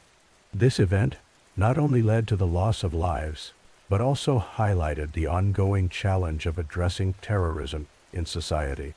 The attacker, who had a history of extremist behavior and convictions, had previously been sentenced to prison for offenses related to terrorism. His release was controversial, igniting debates about the effectiveness of rehabilitation programs and the measures in place to monitor individuals with a history of radicalization. On that fateful day, he was equipped with knives and approached innocent bystanders, resulting in a chaotic scene filled with fear and uncertainty. Witnesses described the atmosphere as tense and alarming. People rushed to escape the chaos while some bravely intervened, attempting to subdue the attacker. Members of the public demonstrated remarkable courage and resilience by using available items to confront the threat. A man and a woman lost their lives in this brutal encounter, highlighting the fragility of life and the unpredictability of violence. Several others sustained injuries, some serious, as they tried to save their fellow citizens. In the aftermath of the attack, police and emergency services responded swiftly. Their efforts were commendable, with officers deploying themselves rapidly to contain the situation and provide medical assistance to those affected. The effectiveness of the emergency response showcased the preparedness of law enforcement in the face of unforeseen crisis moments. As news spread across the globe, reactions varied from shock to outrage.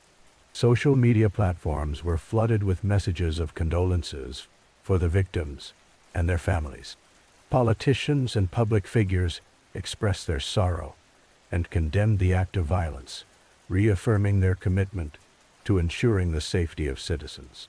The narrative around the attack included discussions on national security, leading to calls for re-evaluating policies related to parole for individuals with extremist backgrounds.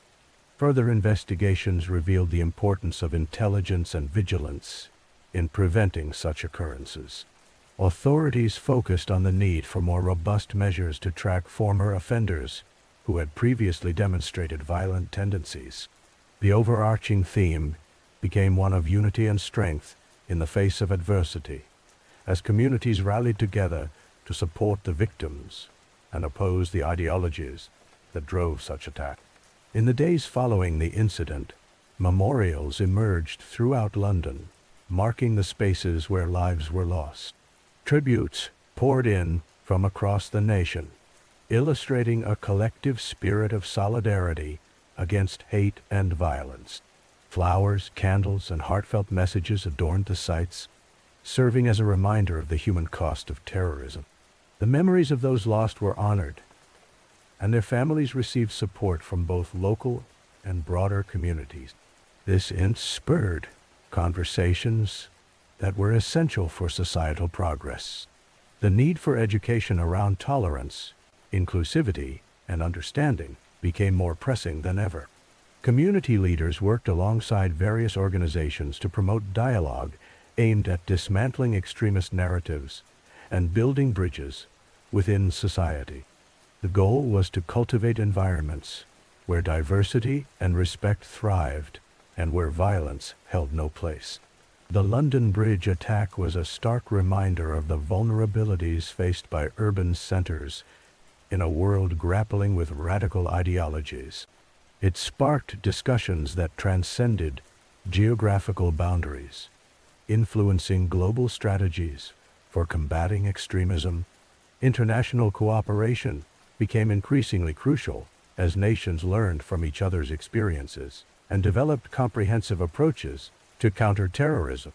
Through it all, the resilience of Londoners shone through. They refused to let fear dictate their lives, demonstrating an unwavering spirit in continuing their daily routine. Public gatherings, community events, and expressions of culture continued to flourish, signifying defiance against the forces of hatred that sought to divide.